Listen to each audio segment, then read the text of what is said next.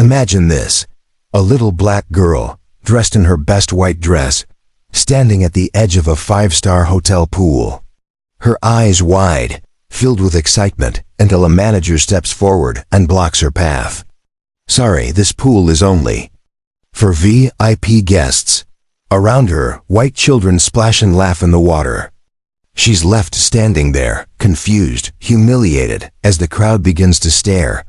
And then someone hits live stream. Within minutes, the whole city is watching one child's innocence collide with a system built on exclusion.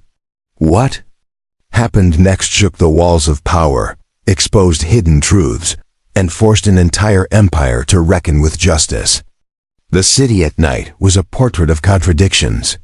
High above, the glass windows of a five-star hotel glowed gold, glittering like an artificial galaxy. In the marble lobby, wine glasses shimmered in manicured hands while soft jazz floated from hidden speakers. Men in tailored suits and women in shimmering gowns walked as if the floor itself had been laid down just for them. But only a few blocks away, the glow vanished into thick shadows and the sour breath of sewers.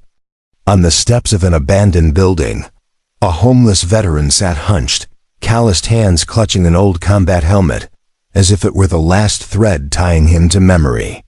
Beside him, a retired service dog, once his partner in war, lay exhausted. Its coat patchy, its eyes clouded with edge. Passers-by averted their gaze, or worse, smirked. None of them thought about how those same eyes had once sniffed out explosives, saving soldiers' lives. Farther down, beneath a tired street lamp, a little black girl clutched a frayed backpack.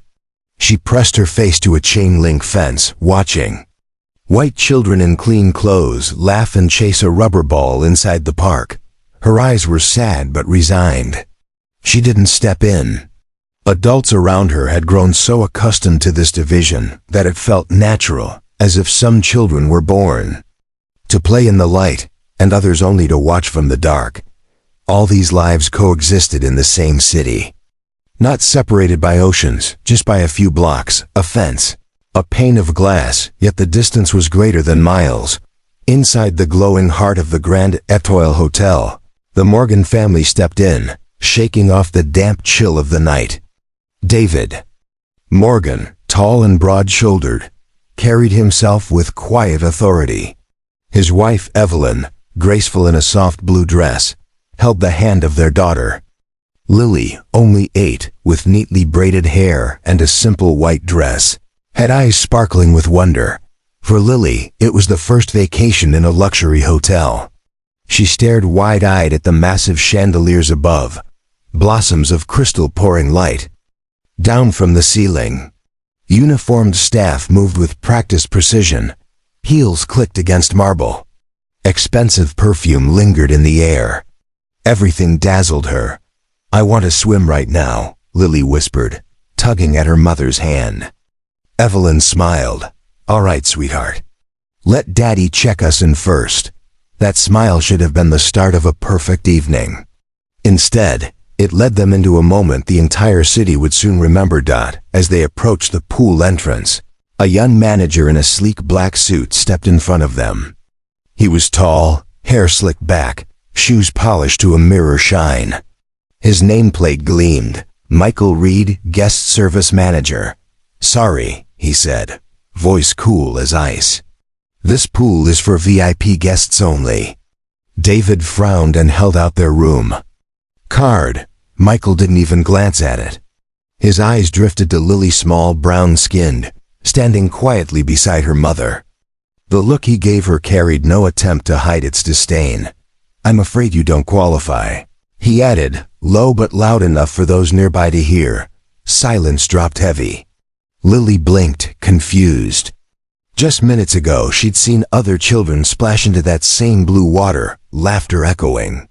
What made them different from her, except for the color of their skin? David's hand tightened into a fist.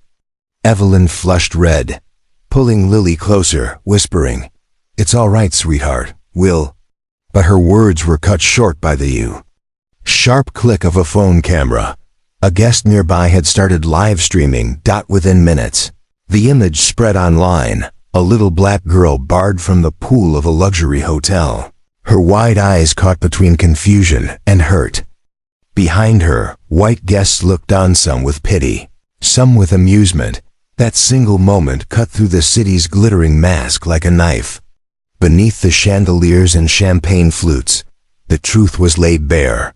Racism hadn't vanished. It had only learned to dress itself up in the language of service policies and VIP privileges. And that night, over the hum of jazz and the clink of wine glasses, a storm was beginning to rise. By the next morning, the video had spread like wildfire. It wasn't just a clip anymore, it was a conversation. News anchors replayed it on the morning shows, each time zooming in on Lily's confused eyes. Comment sections boiled over. Disgusting. It's 2025 and this still happens? Rules are rules. VIP means VIP. That poor little girl, my heart broke. But inside room 1204 of the Grand Etoile, none of that mattered to Lily. She sat at the window with her knees pulled up, staring at the glittering water below. She didn't understand hashtags, or why strangers were suddenly defending her. All she understood was the sting of being told you don't belong. David Morgan stood behind her, jaw clenched, tie loosened. He had spent the night replaying the moment in his mind, the way the manager's eyes slid past his card and landed on Lily. Evelyn paced the room, phone buzzing with calls from friends, cousins, even reporters. "This isn't going away," she muttered. David said nothing. His silence felt heavier than anger. Down in the lobby, Michael Reed tried to brush it off. "It's just a misunderstanding," he told a reporter, his smile rehearsed.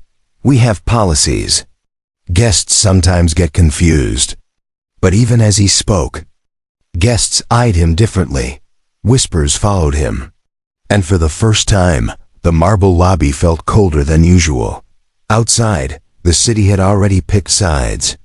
Protesters gathered by noon, holding signs. "Pools are for everyone, and end discrimination now." Some guests checked out early, dragging suitcases past the chanting crowd.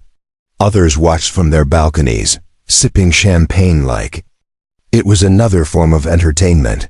Across town, in a shelter where the TVS played nonstop news, Frank Dwyer squinted at the screen. Rex lay with his head on Frank's boot, tail thumping faintly. "See that boy?" Frank muttered. Same fight, different uniform.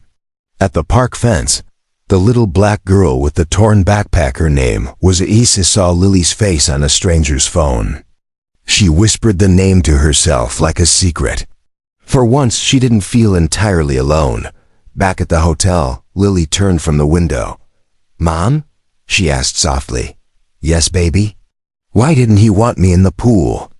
The question sliced through Evelyn's heart. She pulled Lily into her arms, holding her tightly.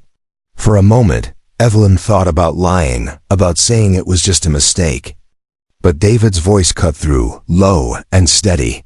"Because some people don't see who you are. They only see what they think you're not." Lily pressed her face against his chest, not fully understanding. But she understood the heaviness in his voice. She felt it settle in her own small chest like a stone. That night, as the city's lights glittered outside, David sat alone on the balcony. His phone buzzed with another call. This one not from a reporter, but from the corporate board of the hotel chain. He didn't pick up. Not yet, because before he was a businessman, before he was a shareholder, he was a father.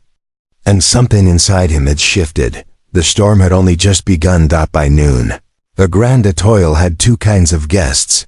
The ones who checked out early, dragging silver suitcases across polished floors, and the ones who leaned over balcony rails, with their phones filming the crowd below as if it were a parade. The hotel tried to keep its face on doormen in white gloves, bellhops moving in straight lines, yet the rhythm had slipped. People whispered at the concierge desk. Someone cried in the elevator and pretended it was allergies. The PR statement arrived before lunch. It was an email sent to every inbox and printed behind the front desk for reporters. We at the Grand Etoile cherish diversity and regret any confusion caused by our long-standing VIP policy. We are investigating the incident thoroughly. The typeface was elegant, the language sanded smooth. It said a lot and nothing at all. Michael Reed stood in the back office with his hands on the edge of a printer that kept coughing out the same statement in neat stacks. His tie was still tight. His smile, when summoned, still intact. But he'd begun to feel the stare of every passing employee, the way their eyes flicked to him and then away. He told himself he'd only enforced a rule, he hadn't written it. He told himself he didn't mean anything by it. But the truth scratched at the back of his mind like a grain of sand in a shoe. He had seen the card, he just hadn't looked. On the 12th floor, room service rolled in a silver tray grilled cheese cut in triangles for Lily, soup for Evelyn, coffee black for David. The attendant, a young man with a name tag that read Jamal, kept his eyes trained on the tray, professional to a fault, until Lily peered up at him and asked soft, "Have you been to the pool?" Jamal hesitated. He wasn't supposed to chat. But he glanced at David, then back at Lily. "I've walked by it," he said. "Looks nice." He lowered his voice. A secret folded between strangers. "You didn't do anything wrong." Then he slid a napkin onto the tray. On it, he'd set a small mermaid sticker, the kind hotel staff sometimes gave to kids on birthdays. He didn't wait for thanks. He left before anyone could see him be kind. Downstairs, the lobby flowers arranged in a tower of white orchids and Lily had begun to drop their first petals. A pair of tourists posed at the base of the arrangement and smiled with their mouths, not their eyes. Outside the revolving doors, the crowd had thickened. A woman with a bullhorn read out a list of names people denied service in restaurants. People followed around stores. People told to go back where they came from, when where they came from was the same city as everyone else. The names spiraled into the air and hung there like prayer flags. Across the street, Frank Dwyer watched from a patch of shade. Rex sat at his heel, ears pricked, as if the old dog could still smell danger coming. A volunteer handed Frank a bottle of water and a granola bar. "You okay, sir?" the kid asked. Frank nodded, embarrassed by the sir. He had once earned it. Now it felt like a costume he borrowed and was afraid to return. "They're saying it was a misunderstanding," the kid added, gesturing at the hotel. "My uncle says it's always a misunderstanding until somebody sues." Frank grunted. "That's the thing about misunderstandings," he said, unscrewing the cap. "They understand something just fine. They just won't say it out loud." In the room, Evelyn stood at the window, watching the crowd grow. "We should leave," she said, arms folded tight around herself. "Get out of here. Find another hotel." David shook his head. "We didn't do anything wrong." "It's not about right or wrong," she whispered. "It's about what they'll turn this into. They'll say we wanted attention. They'll say we staged it. They'll say," she swallowed. "They always say." Lily had finished one triangle of grilled cheese and arranged the mermaid sticker on the hotel brochure, right next to a glossy photograph of the pool. She studied the mermaid's tail as if it were a map. "Can we go outside?" she asked. "I want to see the people." Evelyn looked at David. He hesitated. Then he nodded. "We'll stay close," he said, hand in hand. They stepped out through the revolving doors into a chorus of voices and heat. The day had turned bright. The hotel's mirrored facade threw the sun back at the street. Someone recognized them, and the crowd rippled, softening at the edges. A woman in a woman. Floppy hat bent down to Lily's height. "You okay, sweetheart?" she asked, tears shining but unshed. Lily nodded, uncertain. She wasn't sure what okay meant anymore. Aisha, the girl from the park, drifted to the front, drawn by the idea of another little girl she'd only seen on a phone. She squeezed closer, hands on the fence that kept the hotel's steps clear. Her eyes found Lily's and held. For a second the noise fell away. They were two children measuring the distance between them and finding it small. A security guard stepped up, palms out. He was stocky, late 40s, with a jaw set like a padlock. His badge read Alan W. "Let's keep the entrance clear," he said, voice firm but not unkind. He clocked the dog at Frank's heel, the veteran's posture a giveaway even years later, and his gaze softened. He reached into his pocket for a spare plastic bowl and filled it with water from a bottle he'd been saving for himself. He set it down for Rex without ceremony. Frank blinked at him. Alan nodded once, as if to say, "I see you." Inside, behind the glass, Michael watched the family with a hand on the back of a chair. He had never noticed how thin the lobby doors looked, how easy it would be for sound to slip through.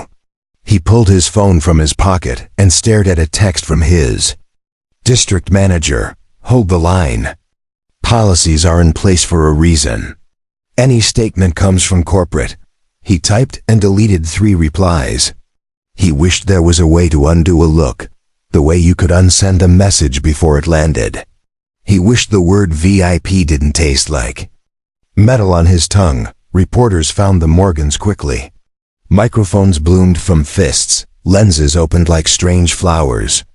"Mr. Morgan," a woman in a blazer called out, "do you believe this hotel has a culture of discrimination?" Evelyn stiffened, the muscles in her neck taut. David glanced down at Lily's hand in his. He felt the familiar itch to fix things, the boardroom instinct to call a meeting, rewrite a policy, fire someone, issue a memo, and yet, this was not a line item. This was his daughter's breath catching in her chest. He lifted his head. "I believe my daughter was told she didn't belong," he said evenly. "That is the only culture I'm interested in changing." The woman's pen scratched fast. Behind her, a man asked whether the family planned to sue. Another asked if they were making it about race. Evelyn's laugh came out sharper than she meant. "Race is what they made it about," she said, then closed her eyes, shocked at herself for saying it so plainly. A brief hush fell, as if truth itself had stepped into the circle, and everyone adjusted their feet to make room. From the second-floor terrace, a couple in their early 30s watched while pretending they weren't watching. The woman scrolled the hotel statement and rolled her eyes. "We should post something," she said. "It'll help the algorithm." The man framed the crowd with his phone. "Say what?" he asked. "Say we stand with her." He looked unsure, as if solidarity were a shirt he wasn't sure fit. Far from the lenses, in a service corridor that smelled of lemons and steam, a housekeeper named Lords leaned her mop against the wall and closed her eyes. She had a daughter Lily's age. Every morning she woke the girl at 5, so she could catch 2 buses to school on time. VIP, she thought. Very important people. She pictured the laminated card that got her through the employee entrance and wondered what important meant if the door you walked through was always painted a different color. Lily's small fingers tightened around David's. "Daddy," she whispered, "can we go say hi to the dog?"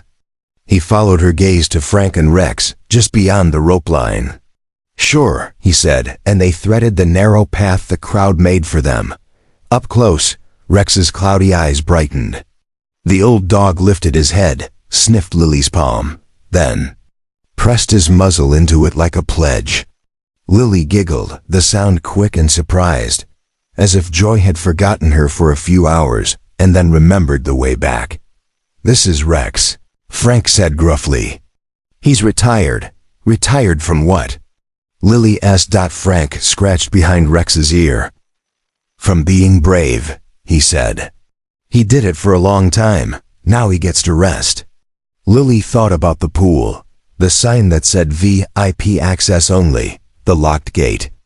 She looked at the old dog and made a decision that startled even her parents. "Rex is brave," she said, clear enough to carry. "He should be VIP." A chuckle moved through the crowd, gentle, not mocking. Someone clapped once. Someone else joined. It wasn't applause so much as agreement. From the doorway, Michael felt it, the moment the script began to slip out of his hands. It would have been simple to step forward, to kneel and say, "I'm sorry. We were wrong." He imagined the words landing in the air between them, imagined them turning into something he could live with.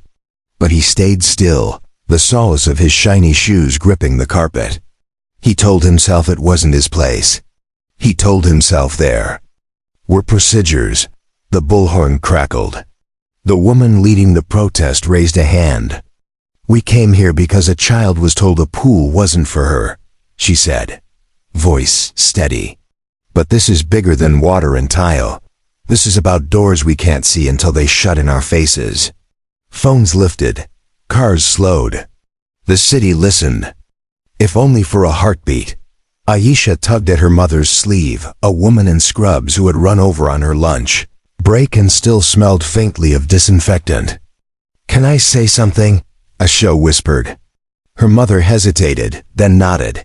Aisha stepped forward, voice small but direct. "Sometimes I don't go into the park," she said, "because it feels like it's not for me. But I'm still good at running." She looked at Lily and lifted her hand. The fence separated them, but their palms found the same spot, skin to glassy metal.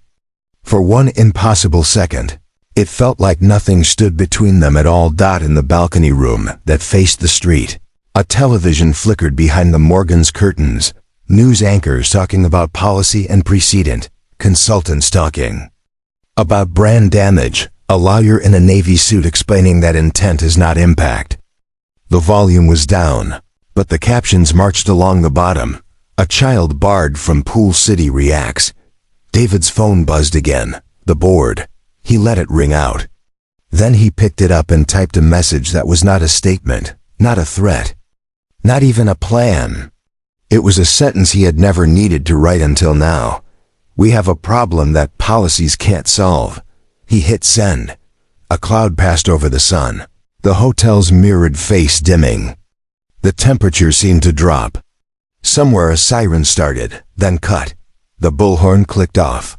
For a breath, the city held still, like the pause between lightning and thunder. Part 1 didn't end with a speech or a solution.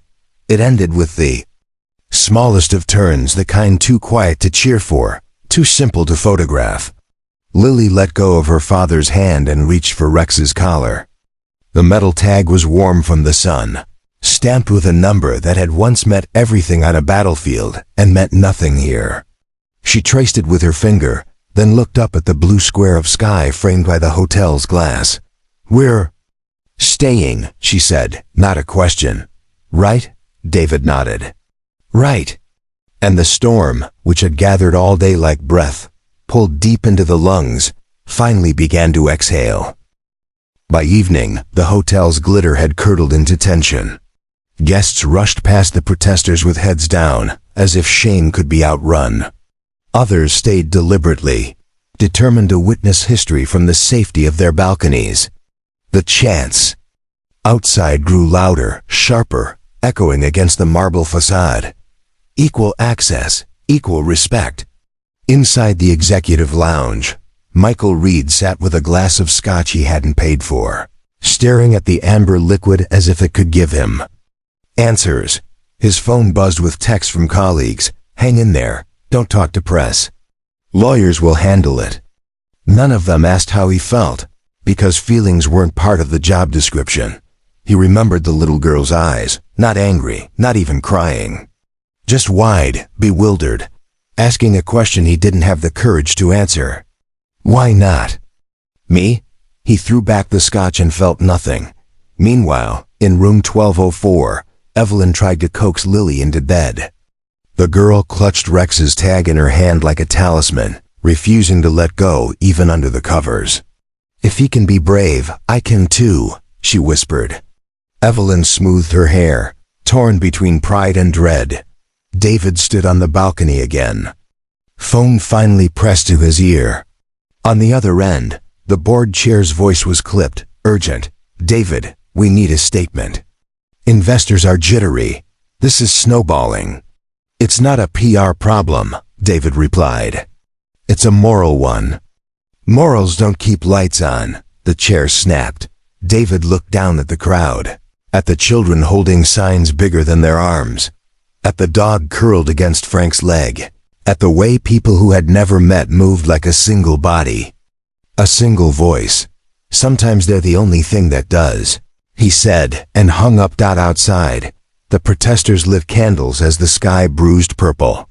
The flames flickered against the hotel's mirrored skin, dozens of tiny stars demanding to be seen.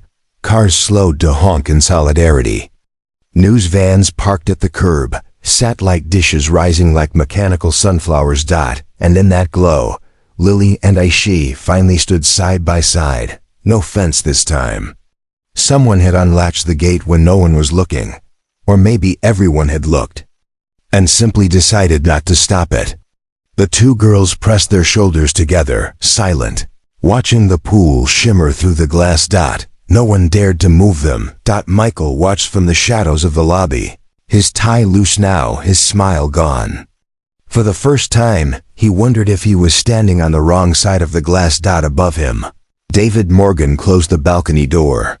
He knew tomorrow would bring cameras, lawyers, endless arguments about policy. But tonight, he had seen something raw and undeniable. A city tired of excuses. The storm had broken. And it wasn't going back into silence. Morning bled into the city with the slow gray light of a weary sun.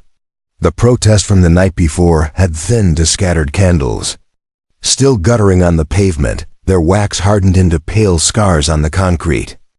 A janitor in a neon vest scraped at the residue with a flat blade, shaking his head, muttering that candle wax was harder to clean than blood.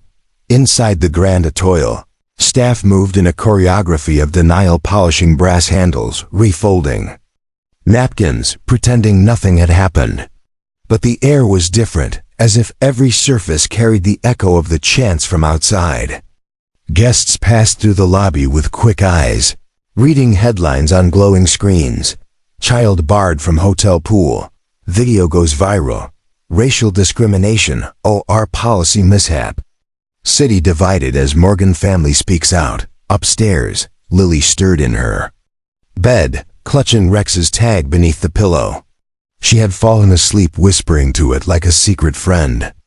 Evelyn brushed the girl's forehead with her lips, then turned to find David already dressed, tie knotted, expression carved from stone. I have to meet them, he said. Who? The board. They're demanding answers. Evelyn looked at him for a long time. Don't let them bury this. David's jaw tightened. I won't. Far from the glittering hotel, the city's other morning was beginning. Frank Dwyer shifted on the church steps where he had slept. His bones ached like rusted hinges. Rex nudged him awake with a damp nose, tail wagging weakly. The old dog still believed every day was worth getting up for, even if his partner had doubts. Frank stretched, wincing. He fished in his pocket for the last half of a granola bar he'd saved from the protest. Rex ate it from his palm, crunching slow. You did more than most generals ever did, Frank told him. His voice cracked with the weight of a truth no one else cared to hear. As if on cue, two teenagers strolled past, sneakers squeaking. One pointed at Frank, another bum with a dog. Bet he spends all his change on booze. The other laughed.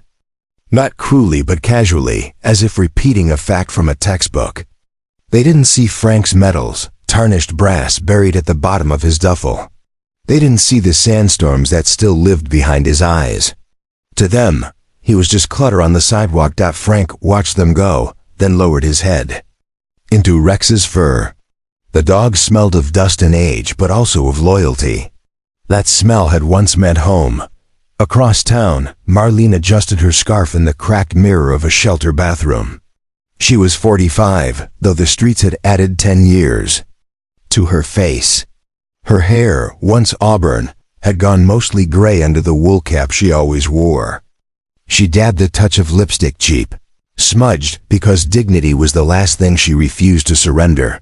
She folded her blanket and tucked it onto the steel cot, lining it up as neatly as she once lined napkins at the diner where she worked. That diner had been her kingdom. 12 tables, a jukebox, regulars who knew her name, until it closed. Until the rent went up. Until everything slid. Now, when she walked into a store, she felt the eyes. Don't touch. Don't linger. Don't steal. No one asked how many shifts she'd pulled, how many tips she'd saved, how many nights she'd skipped dinner so her son could eat. To them, she was simply a woman who had failed. She tightened her scarf, lifted her chin, and stepped back into the world. At the edge of a schoolyard, Aisha stood with her backpack, waiting for the bell. The chain-link fence pressed patterns into her palms as she clutched it. She had seen Lily's face again that morning, replayed on her teacher's phone. Some of the kids whispered about it, imitating the manager's cold voice. VIP only.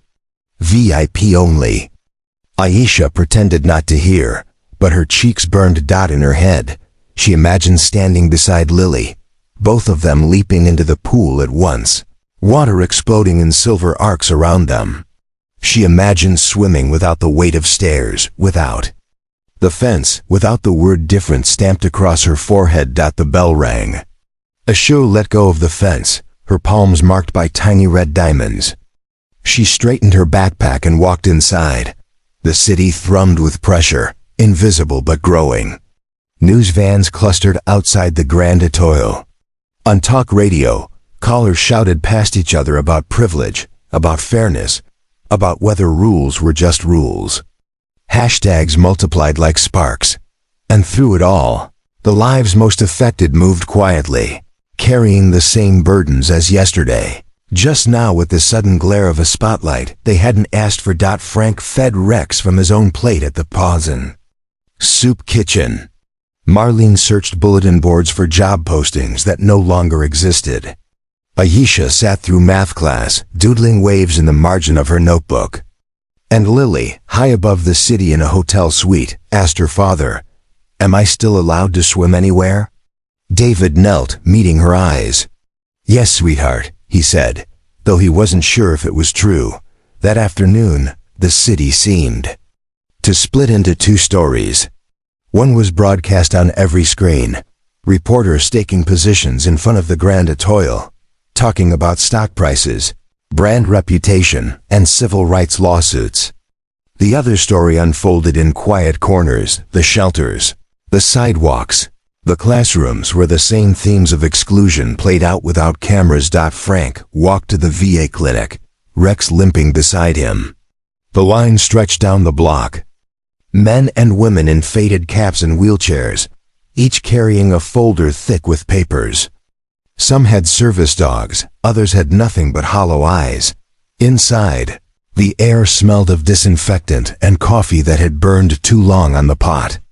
A clerk at the counter barely looked up as she called the next number.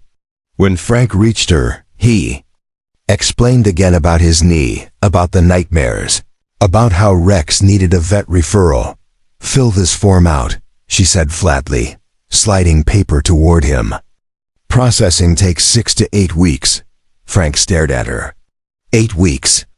Rex was coughing now, his breath shallow when he lay down. 8 weeks might be forever. He's not just a dog, Frank tried. He served. He saved lives. The clerk tapped her pen, eyes already moving to the next in line. "Sir, everyone here served." Shame crawled up Frank's throat. He took the form, shoved it into his pocket, and walked out.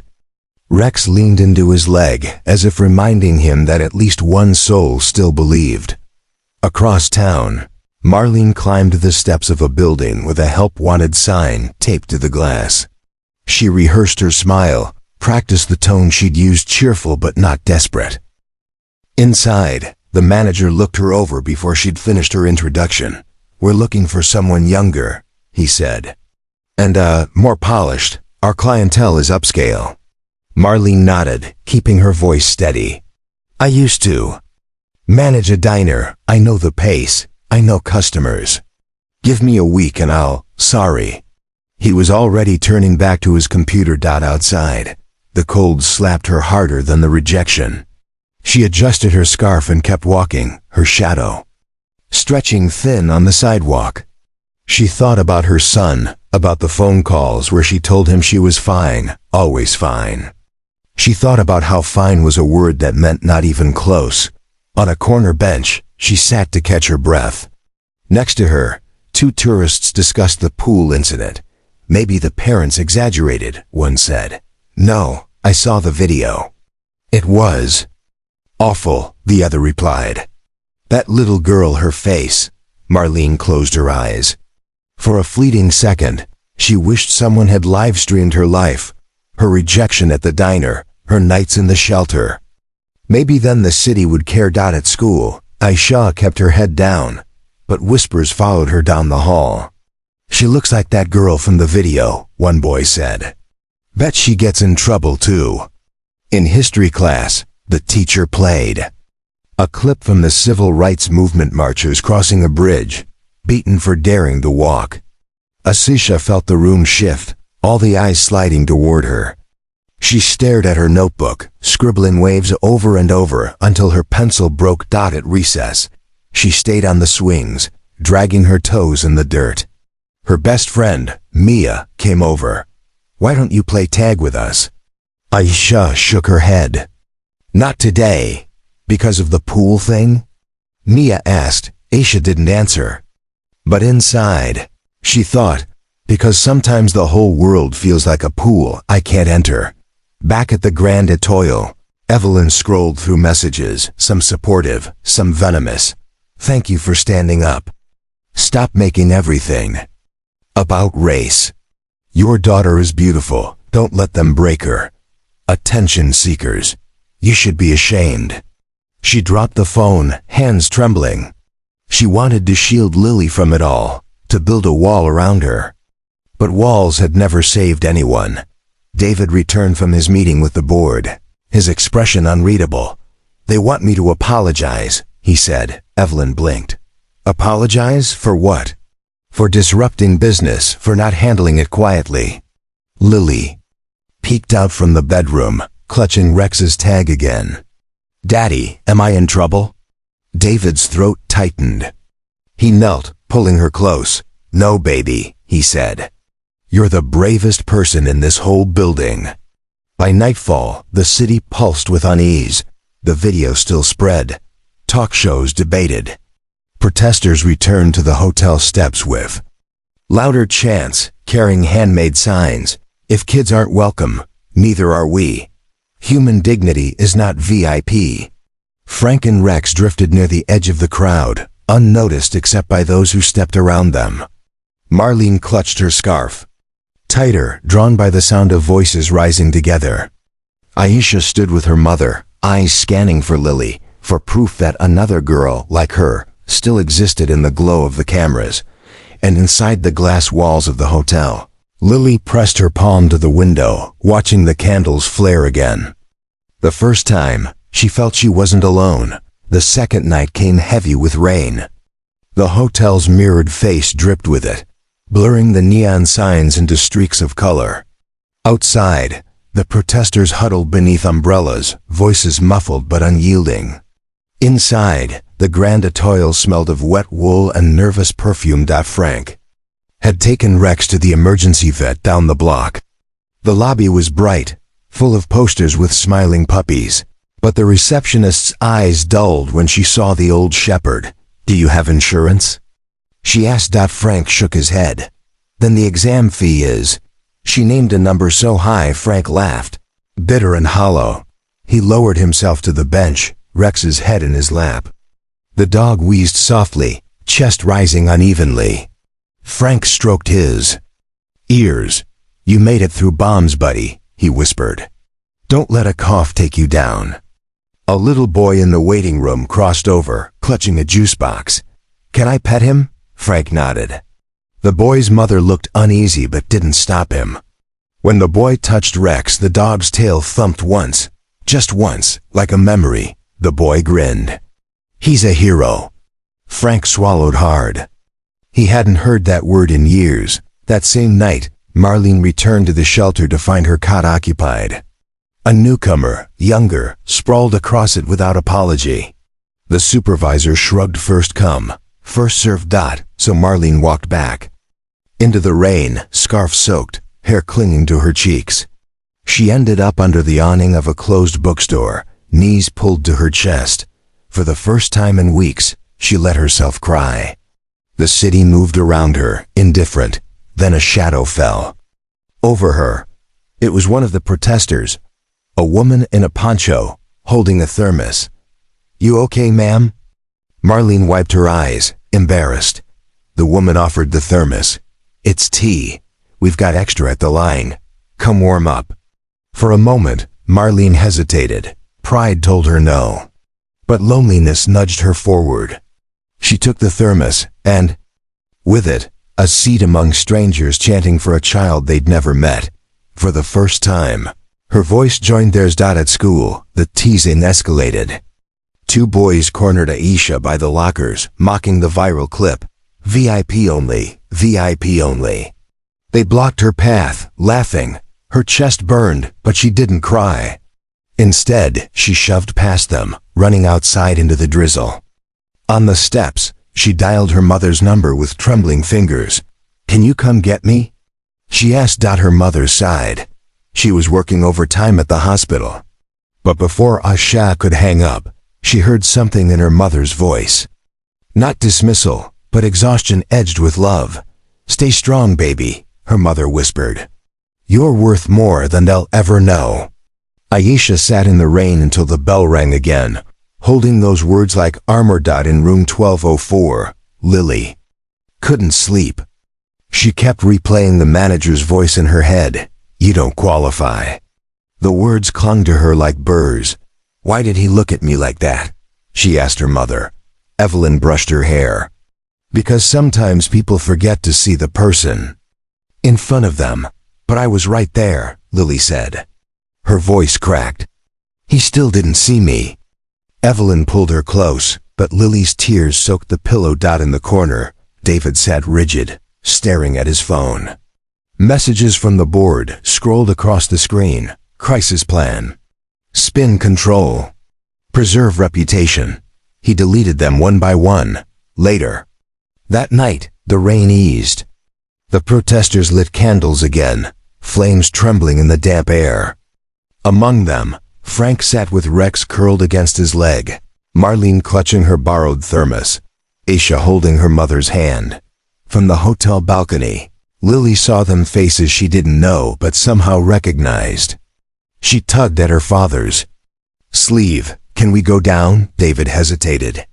Then he nodded. They stepped into the circle of light, the crowd parting. Cameras turned. Silence fell, the kind heavy with expectation. Lily knelt beside Rex, pressing her small palm to his fur. "He's brave," she said, voice carrying. "Braver than anyone here." The crowd stirred. Frank blinked back tears. Marlene leaned forward, hands trembling. Aisha edged closer, eyes wide. And for one fleeting moment, the labels fell away. Not homeless, not poor, not black, not discarded. Just people, gathered around a tired old dog and a little girl who believed he was a hero. The candles burned brighter, as if agreeing. Michael Reed watched from the lobby, heart pounding. Something inside him cracked. For the first time, he wondered if rules were worth more than humanity. The night ended without resolution, no apology, no policy shift, no victory declared. But something had shifted in the marrow of the city. Soldier, a waitress, a child, a family, all had been seen, if only for a heartbeat.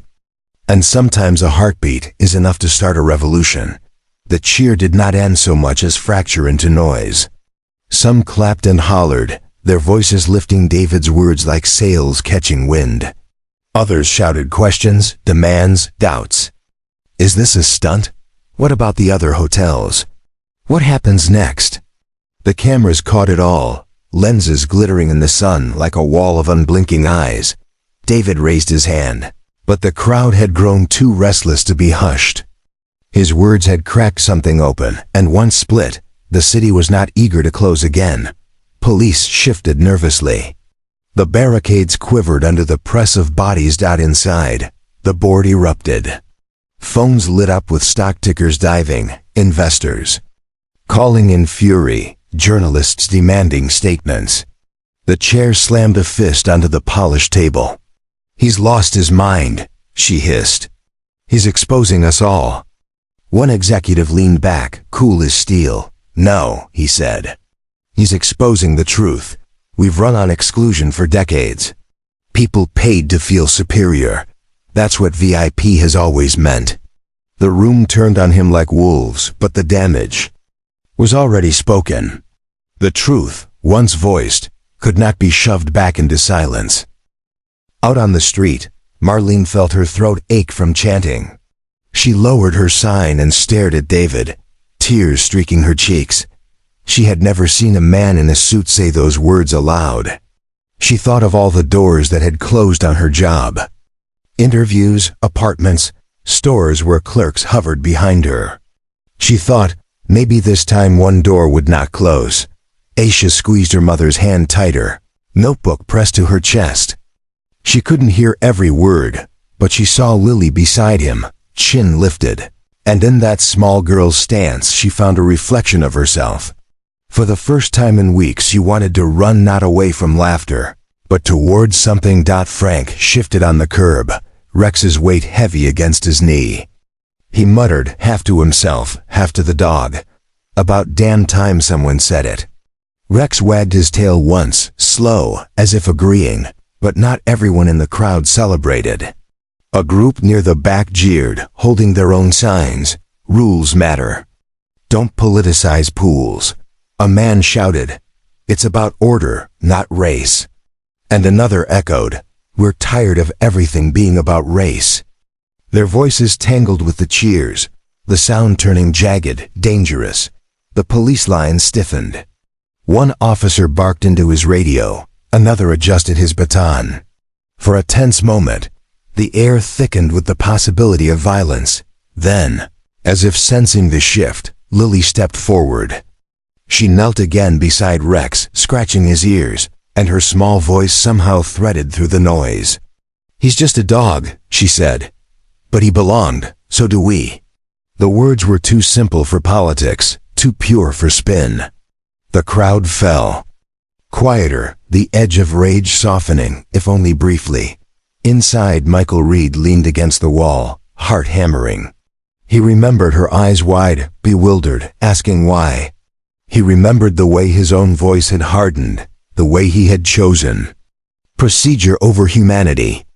Now watching her, he felt the ground tilt beneath him. He thought, I could have stopped this before it started. Reporters swarmed David as he tried to step back toward the hotel. Are you serious about ousting the board? Will you liquidate assets? Is your family safe? Evelyn gripped his arm, pulling Lily closer. David's jaw was tight, but his voice remained steady. Yes, yes, and we'll make sure she is. The chairwoman stormed down from the conference suite, flanked by lawyers in dark suits. She pushed through the lobby, past startled guests, and confronted David on the marble steps. Her voice was sharp enough to slice glass. You have no right to make unilateral promises, she snapped. You're jeopardizing billions. David met her gaze, unflinching. I'm reclaiming them. You forgot what those billions were built on: people, families, children. Don't be naive. People want exclusivity. They pay for it. Strip that away, and you kill the brand. He glanced back at Lily, at Rex, at the crowd pressing against the barricades. His voice dropped but carried, then let it die. Gasps erupted. The chairwoman blanched. Lawyers murmured frantic protests. Investors texted furiously into glowing screens. But in the crowd, something shifted. Cheers swelled again, louder this time, a wave breaking against stone. The city was no longer arguing about a pool. It was arguing about the value of humanity itself. That night, the news blazed with headlines. Some hailed David as a reformer, a truth-teller. Others painted him as reckless, a man burning his own empire for applause. Talk shows dissected his every word. Hashtag split. Hashtag justice at the pool trended beside hashtag VIP means VIP. The divide widened. Sharp as glass. Meanwhile, in a cramped shelter corner, Marlene clutched her borrowed thermos and whispered to herself, if they can change a hotel, maybe they can change a city. In the clinic's dim light, Frank tucked Rex onto a blanket, whispering, maybe they'll remember us this time. And in a small bedroom across town, Aisha drew a picture in her notebook, two girls holding hands, diving into a pool that was big enough for everyone. The city did not sleep. It vibrated raw, as if standing on the edge of something that could not be undone. Night fell like a curtain, but the stage outside the Grand Atoll only grew brighter. Floodlights from news vans bathed the crowd in harsh white, erasing shadows, exposing every face. The chants had swollen into thunder, echoing off the glass towers, rolling down avenues like a storm that refused to pass. Inside, executives scrambled. Emails fired back and forth, lawyers clutched their briefcases like shields. The chairwoman paced the carpet, her heels striking sharp notes. He's detonated us, she hissed. We'll lose everything by dawn. Michael sat in the corner, staring at the floor. He wanted to tell her she was wrong, that maybe, just maybe, something worth saving was being built outside, but his tongue stuck to his teeth. For years he had enforced their policies, and now the weight of every no, every cold glance, pressed against his chest. On the street, the crowd had grown restless. Someone threw a plastic bottle that bounced against a police shield. Shouts turned jagged. The officers braced, gripping batons. Mothers pulled children closer, uncertain whether to flee or stand their ground. Frank struggled to his feet, Rex leaning against his leg. Easy, he rasped, his voice rough but steady. He lifted a hand, not to the police, not to the protesters, but to the space between them. Don't give them a reason to shut us down. Few heard him, but those who did fell momentarily quiet. The old soldier's stance was unmistakable, back straight, shoulders squared, a man who had seen battle and wanted no part of another. Then Marlene's voice rose. She had climbed a low wall, scarf dripping with rain, thermos clutched like a baton. They told me I wasn't polished enough to work. They told me I wasn't stable enough to rent. They told me I didn't belong anywhere, but I belong here. Her cry cut through the noise, raw and trembling. The crowd roared back, not in anger, but in solidarity. Signs waved higher. Candles reignited, tiny fires defying the damp air. Near the front, Aisha stepped forward, notebook raised above her head. The marker letters glowed under the floodlights. Let us swim too. Her mother tried to pull her back, but the girl shook free, voice breaking but fierce. We're not mistakes. We're not problems, we're kids. The words pierced through microphones, through lenses, through the very skin of the city. Reporters caught it, and within minutes, the phrase trended across screens. Hashtag we are kids. David stepped onto the hotel's marble steps again, flanked by Evelyn and Lily. His chest felt tight, not from fear but from the enormity of the moment. The board members clustered behind the glass, faces pale, gestures frantic, but he no longer looked at them. He looked at the people. At Frank steadying Rex, at Marlene with her scarf, at Aisha clutching her notebook, at Lily's small shoulders braced against the world. He raised both hands. The crowd swelled into silence. For years, he began, his voice carrying over the police radios. We have built walls and called them privileges. We have drawn lines and called them policies. We have excluded children, families, veterans, workers, all while congratulating ourselves on refinement. Tonight, those walls come down. The chairwoman burst from the doors behind him, shoving past lawyers, shouting, He doesn't speak for us. This company will not. David turned, calm as stone. I speak for myself. And for every person who has been told they don't belong. The Words cracked something deeper than marble. The crowd erupted again, but this time it was not chaos. It was chorus. They shouted not in fragments, but in unison, voices rising like a hymn. Rex barked once, sharp, startling, as if punctuating the vow. Lily laughed through tears, crouching to hug the old dog. Cameras caught it, and the image flooded every screen. A child, a dog, a city roaring behind them. Inside, Michael Reed pressed his palms to the glass.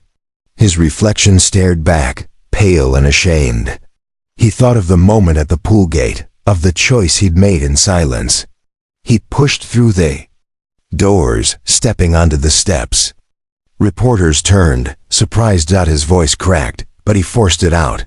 "I was the one who denied her," he confessed. "I followed a rule that should never have existed. I can't take it back. But I can say this. I was wrong." Gasps, then cheers. Not for him, but for the truth, spoken naked at last. The chairwoman's face blanched. She screamed at him, at David, at anyone who would listen. But her words were drowned by the wave rising from the crowd. Police lowered their batons. Protesters lowered their fists. The night did not soften, but it steadied, holding its breath as if history itself leaned closer. David wrapped an arm around Lily. Evelyn held his hand. Marlene raised her sign higher. Asha climbed the barricade, her notebook aloft. Frank lifted Rex, frail but proud, as if presenting him to the stars. And the city, for one fragile instant, believed in the possibility of belonging. The morning after felt like the hangover of a city that had shouted too loud. Newspapers screamed headlines in black ink. Pool protest erupts into reckoning. Talk shows replayed the footage on a loop. David Morgan's declaration. Lily kneeling with Rex. Michael Reed's trembling confession. Every frame was dissected, praised, condemned. The board met again in secrecy, this time not in the marble halls of the Grand Etoile, but in a glass tower across town. Lawyers surrounded them, drafting injunctions, whispering strategy. The chairwoman's fury had hardened into ice. "He cannot do this," she said, every syllable clipped. "We'll strip him of voting rights. We'll claim breach of fiduciary duty. If he thinks sentiment rules business, he'll learn otherwise." But even inside that polished fortress, unease simmered. A few members shifted in their seats, replaying David's words in their minds. They had children too. They had watched the dog nuzzle the little girl. Something about it had lodged in them, inconvenient, unshakable. At the hotel, guests checked out in droves, dragging suitcases across the marble lobby as if fleeing a sinking ship. Those who remained whispered over breakfast, half thrill, half dread, uncertain whether to be proud they had witnessed history or ashamed to have paid for it. David sat in the suite, unshaven, his phone buzzing with calls he ignored. Evelyn paced, her nerves raw. "You lit a match, David," she said. "Now the whole city is burning." "It was already burning," he replied. His voice was flat, exhausted. He reached for Lily, pulling her onto his lap. She rested her head against his chest, still clutching Rex's tag. "I just showed them the fire." Outside, Frank crouched with Rex near the barricade, sipping stale coffee from a paper cup. The old dog's breathing was shallow, but steadier than the night before. Reporters had started recognizing Frank, asking for his story. At first he refused, but when one young journalist knelt and said, "My brother served too," Frank's walls cracked. He spoke of dusty roads, of bombs buried under rocks, of Rex's bark that had saved 10 men in a Humvee. By noon, the headline was everywhere. Veteran service dog turned away. Finds redemption in protest. Marlene watched from the edge, scarf pulled tight, thermos warm in her hand. For once, her name wasn't cursed under anyone's breath. A volunteer had asked her to speak at the evening vigil. She almost laughed at the absurdity, a homeless waitress addressing a city, but then she caught her reflection in a shop window. Tired, lined, but still standing. Perhaps her story mattered too. Aisha skipped recess again, choosing instead to sit in the library where she filled her notebook with drawings of pools, giant, endless, filled with kids of every shade. Her teacher paused by her desk, frowned, then knelt. "That's beautiful," she said softly. "Can I show the class tomorrow?" Aisha hesitated, then nodded. For the first time, she felt her voice could travel further than whispers. As afternoon turned gold, tension returned to the hotel steps. Counter-protesters arrived, waving banners, "Respect the rules" and nitrogen monoxide to mob justice. Their voices clashed with chants of belonging for all, the sound grinding like stones. Police doubled their line, helmets gleaming. David descended the steps. Again, reporters surging. A man from the opposing side shouted, "You're destroying free enterprise. If everyone gets in, nothing means anything." David stopped, turned, and said calmly, "If a pool's value is built on exclusion, it has no value at all." The man spat at the pavement. The crowd roared, some cheering, some jeering. Batons lifted. A bottle flew. For a heartbeat the line teetered toward chaos. Then Lily darted forward again, slipping from Evelyn's grasp. She stood between the two groups, small arms outstretched. "Stop fighting," she cried. Her voice cracked but carried. "It's just a pool." The absurd simplicity of it punctured the fury. Some laughed nervously. Others lowered their signs. Police hesitated, batons slackening. For a fragile moment, the city exhaled, but Evelyn's knees buckled with fear. She grabbed Lily, clutching her so tight the girl squeaked. "Don't ever run off like that again," she whispered, trembling. But in her heart, she knew Lily had done what none of them could: cut through rage with innocence.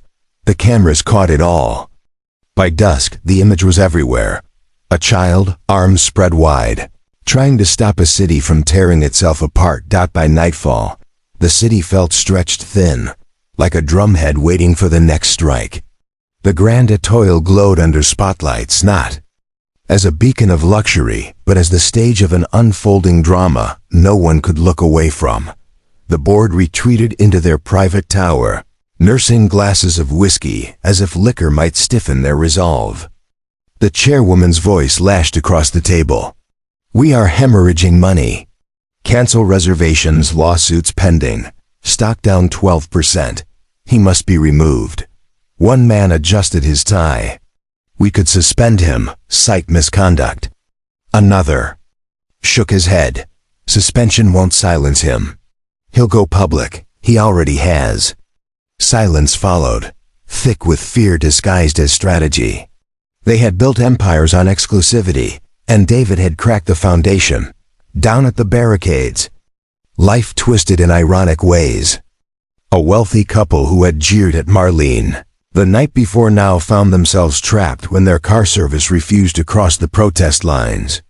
Marlene, of all people, guided them through the crowd with surprising calm, shielding them from jeers. The husband muttered thanks without meeting her eyes.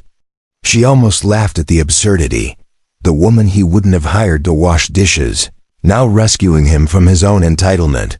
Frank too found himself cornered by irony. A local politician, eager for photo ops, knelt beside Rex for the cameras, praising the dog's service. Frank watched, jaw tight. This was the same politician who had voted against funding for veterans housing. Reporters snapped photos as if history could be redeemed in a single shutter. Frank muttered into Rex's ear, "They still don't see us, boy. Just props in their play." Michael Reed wandered through the lobby like a ghost. Staff avoided him, some with contempt, others with pity. He replayed his confession, wondering if it had meant anything. Had it helped? Or had it just made him another target? He remembered the look on Lily's face when she was denied, a look he had caused. He longed to undo it, but remorse did not erase reality.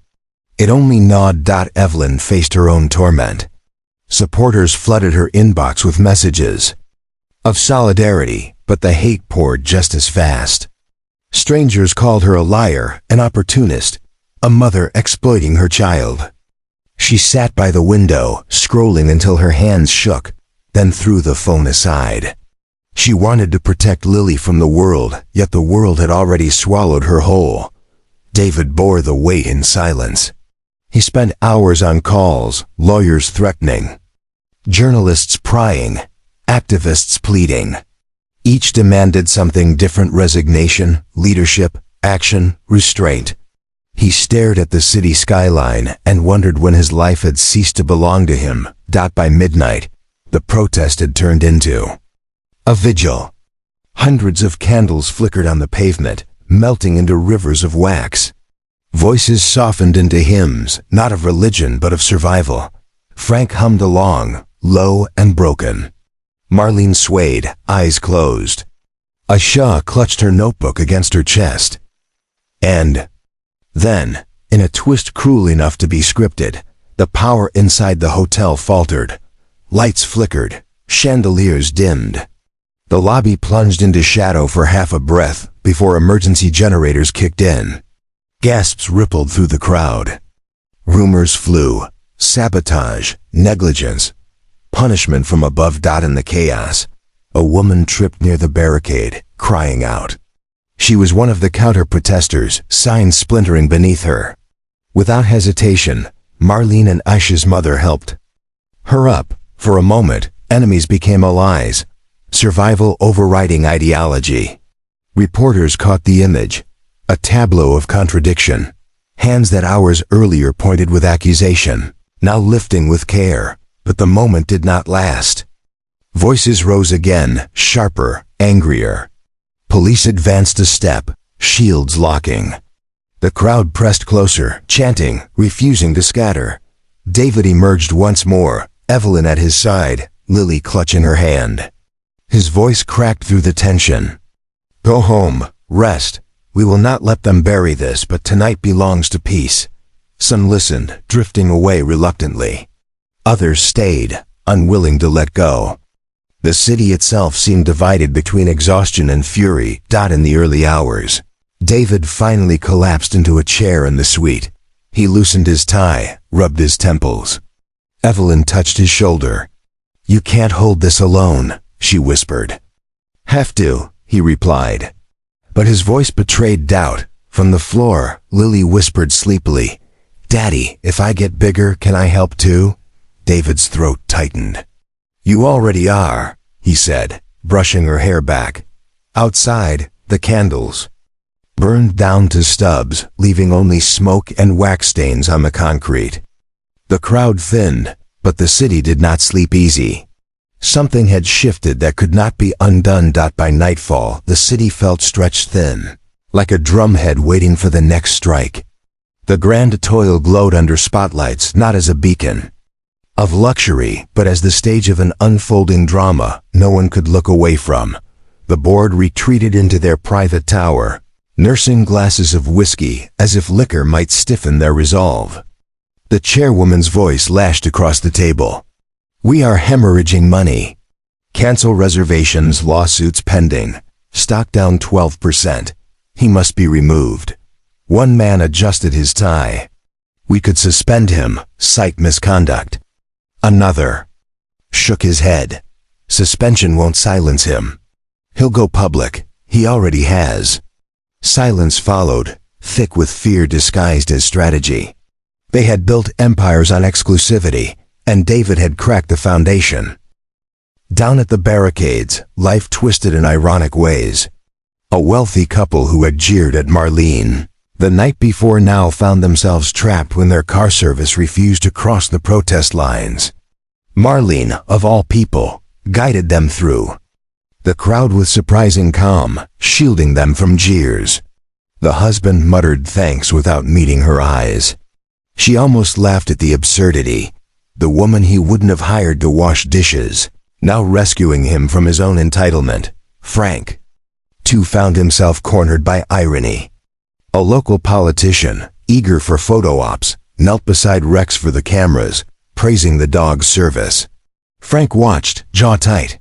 This was the same politician who had voted against funding for veterans' housing. Reporters snapped photos as If history could be redeemed in a single shudder. Frank muttered into Rex's ear, "They still don't see us, boy. Just props in their play." Michael Reed wandered through the lobby like a ghost. Staff avoided him, some with contempt, others with pity.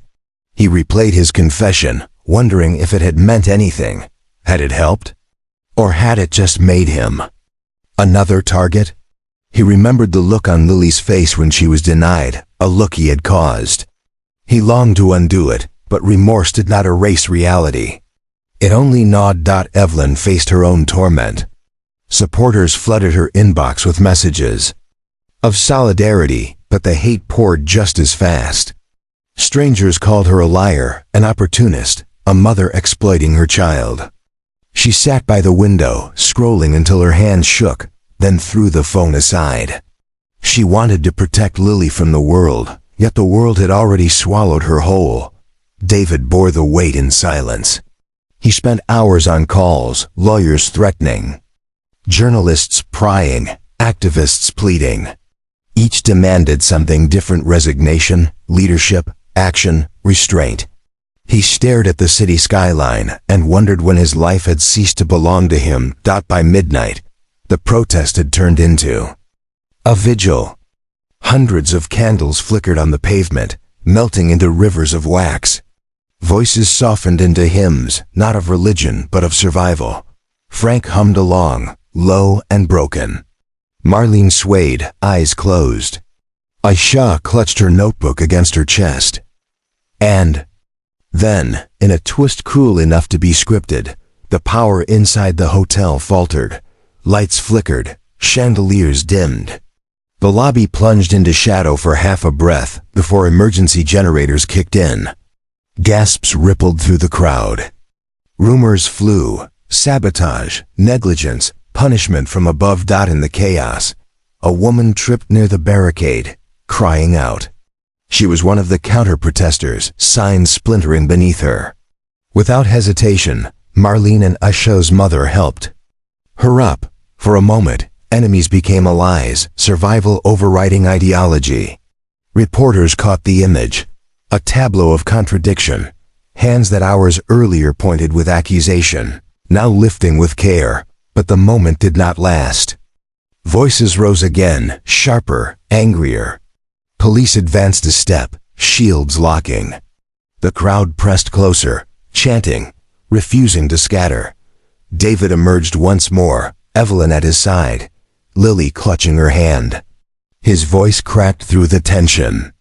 "Go home, rest. We will not let them bury this, but tonight belongs to peace." Some listened, drifting away reluctantly. Others stayed, unwilling to let go. The city itself seemed divided between exhaustion and fury. In the early hours, David finally collapsed into a chair in the suite. He loosened his tie, rubbed his temples. Evelyn touched his shoulder. "You can't hold this alone," she whispered. "I have to," he replied. But his voice betrayed doubt. From the floor, Lily whispered sleepily, "Daddy, if I get bigger, can I help too?" David's throat tightened. "You already are," he said, brushing her hair back. Outside, the candles burned down to stubs, leaving only smoke and wax stains on the concrete. The crowd thinned, but the city did not sleep easy. Something had shifted that could not be undone. Morning light broke softer this time, as if the city itself had exhaled. The Grand Etoile no longer gleamed with defiance but sat quietly, a monument under watch. The crowd outside had thinned overnight, though clusters of people still lingered, sipping coffee from paper cups, talking in low voices that carried more warmth than fury. David stepped out early. No cameras following him now, only the weight of his own exhaustion. He found Frank on the curb, Rex curled at his feet. The old soldier saluted without rising, half in jest, half in habit. David returned the gesture, surprising himself. "Your dog," David said, kneeling to scratch Rex's muzzle. "He's the bravest soul here." Frank's laugh was rough but real. "He doesn't know what he started, just wants a biscuit." But their eyes held, And in that silent exchange lay recognition.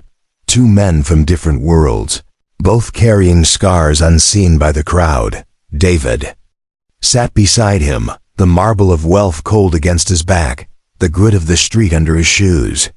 For the first time, the gap between the two felt bridgeable. Later that morning, Evelyn crossed the barricade with Lily and found Marlene distributing blankets collected by volunteers. Evelyn hesitated, unsure whether to approach. Marlene noticed, offered her scarf-wrapped smile, and said, "You're the reason we're all here." "I didn't want this," Evelyn murmured. "None of us did," Marlene replied. "But here we are. Might as well make it count." Lily tugged at her mother's hand. "She looks like Grandma," she whispered, pointing at Marlene's silver hair under the cap. Evelyn's throat tightened. She had not expected tenderness in this place. Not from a woman who had slept on sidewalks.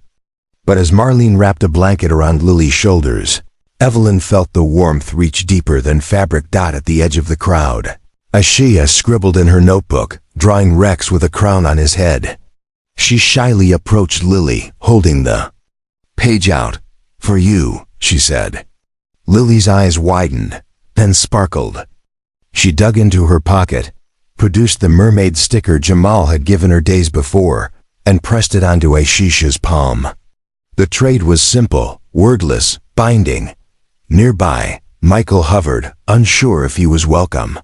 He had removed his name tag. But shame clung sharper than plastic. He finally stepped forward when he saw Aisha drop her pencil. He bent, picked it up, and handed it back. She stared at him warily, then snatched it without thanks. Michael felt the sting but also relief. Her rejection was honest, deserved. It was more dignity than pity. As the day wore on, these small threads began to weave. A protester shared bread with a hotel guest who had lingered too long. A guard poured water for Rex without orders. A child from the counter-protest borrowed a crayon from Aisha to color in her own sign. No speeches, no cameras, just tiny gestures where walls had stood. That evening, the hotel opened its ballroom, not for a gala, but as a shelter. It was Michael's idea, though he said it with trembling voice, expecting scorn. "The rooms upstairs are empty," he admitted. "If we can't undo the harm, maybe we can offer a roof." At first, silence. Then Marlene stepped forward. "I'll help organize cots." Soon, volunteers streamed in.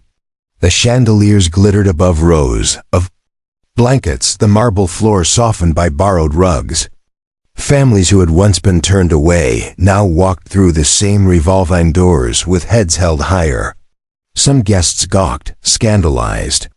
Others quietly joined in, passing out food. Frank carried Rex inside, lowering him onto a cushion beneath the glittering lights. For a moment he almost wept. His partner, once rejected, now resting in the very heart of luxury. He whispered, "Welcome home, soldier." Children darted between cots, laughter echoing where violins once played. Lily and Aisha sat cross-legged, trading stories. Ashisha confessed she hated math. Lily admitted she sometimes pretended to swim faster than she could. They giggled, the kind of sound that made walls crumble without anyone noticing. In a quiet corner, Evelyn sat with Marlene. "I used to think safety was about keeping people out," Evelyn confessed. "Now I wonder if it's about letting the right ones in." Marlene nodded. "You learn a lot about people when you've been locked out. Most of them just want what you want: warmth, dignity, a place to breathe." And Evelyn, who had once clutched Lily in fear of the crowd, reached for Marlene's hand. Their fingers laced, tentative but firm. For the first time in days, the city seemed to hush, as if pausing to watch the fragile weaving of new bonds. It wasn't peace, not yet. The lawsuits still loomed, the board still plotted, the hate still simmered in comment threads. But here, under chandeliers and cardboard signs, people were no longer strangers. And in the center, Rex slept, tail twitching in dreams. A crown invisible but undeniable resting on his head. The ballroom, once a sanctuary of crystal and exclusivity, now smelled of soup and damp coats. The carpets, woven in gold and burgundy, bore the weight of sleeping bags, cots, and children darting between them. The chandeliers overhead flickered like constellations trying to remember their purpose. For the first time in years, the grand toil belonged not to money but to people. Marlene moved between rows, adjusting blankets, soothing a child's cough, her scarf slipping loose as sweat beaded her brow. Evelyn followed, carrying a tray of bread. The two women worked side by side in silence until Evelyn broke it.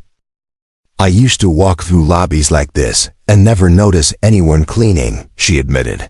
"Not the maids, not the servers. Just ghosts in uniforms," Marlene smiled faintly. "That's the trick of places like this. They make some people invisible so others can feel larger." Evelyn hesitated, then whispered, "I'm sorry." "For what?"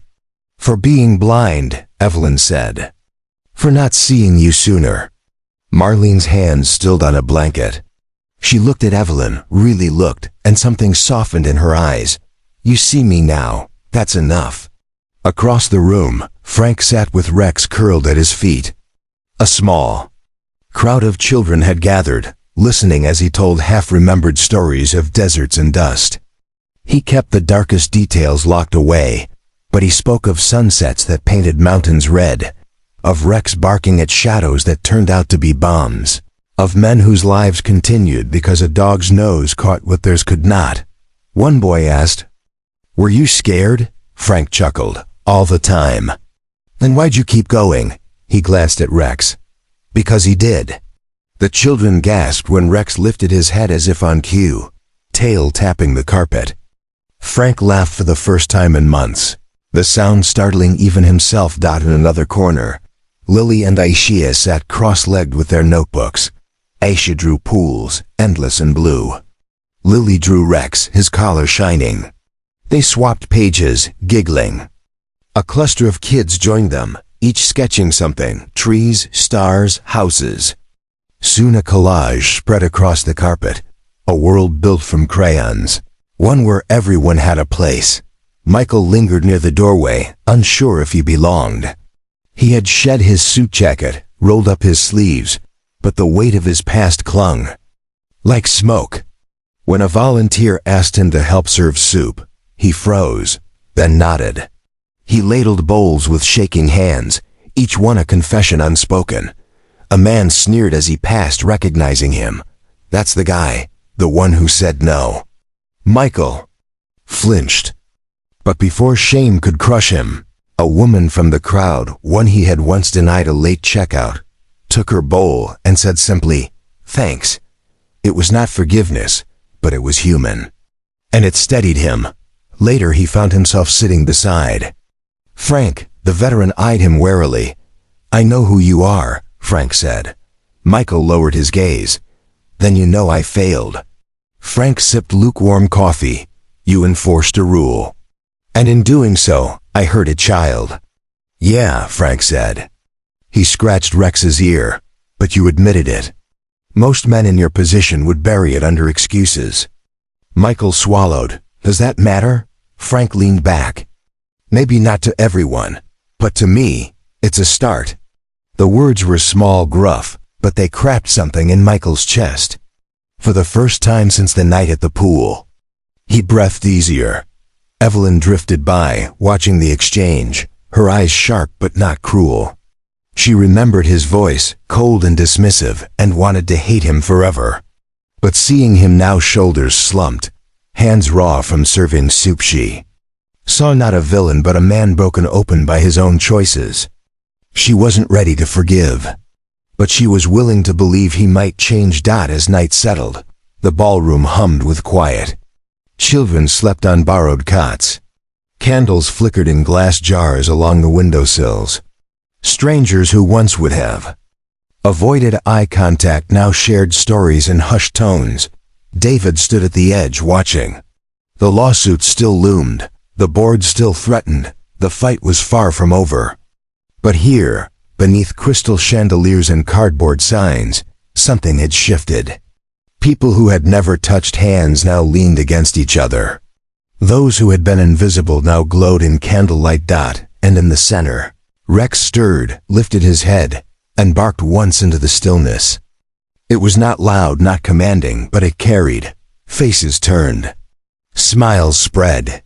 Somehow the old dog had become more than a relic of war, more than a cast-off. He was proof that loyalty could outlive neglect, that dignity could be reclaimed, that even the forgotten could lead. Michael whispered it aloud, almost to himself. He's the bridge. And for the first time, no one disagreed. The ballroom settled into an uneasy peace. Soft snores rose from the cots, the chandeliers casting pools of light over weary faces. For the first time in days, the city felt less like a battlefield and more like a home. Yet under that quiet lay questions, unsolved and looming. David sat alone near the grand piano, his reflection fractured in its glossy black surface. He thought of the board, of injunctions piling against him like storm clouds, of the empire he had built now crumbling under the weight of its own exclusions.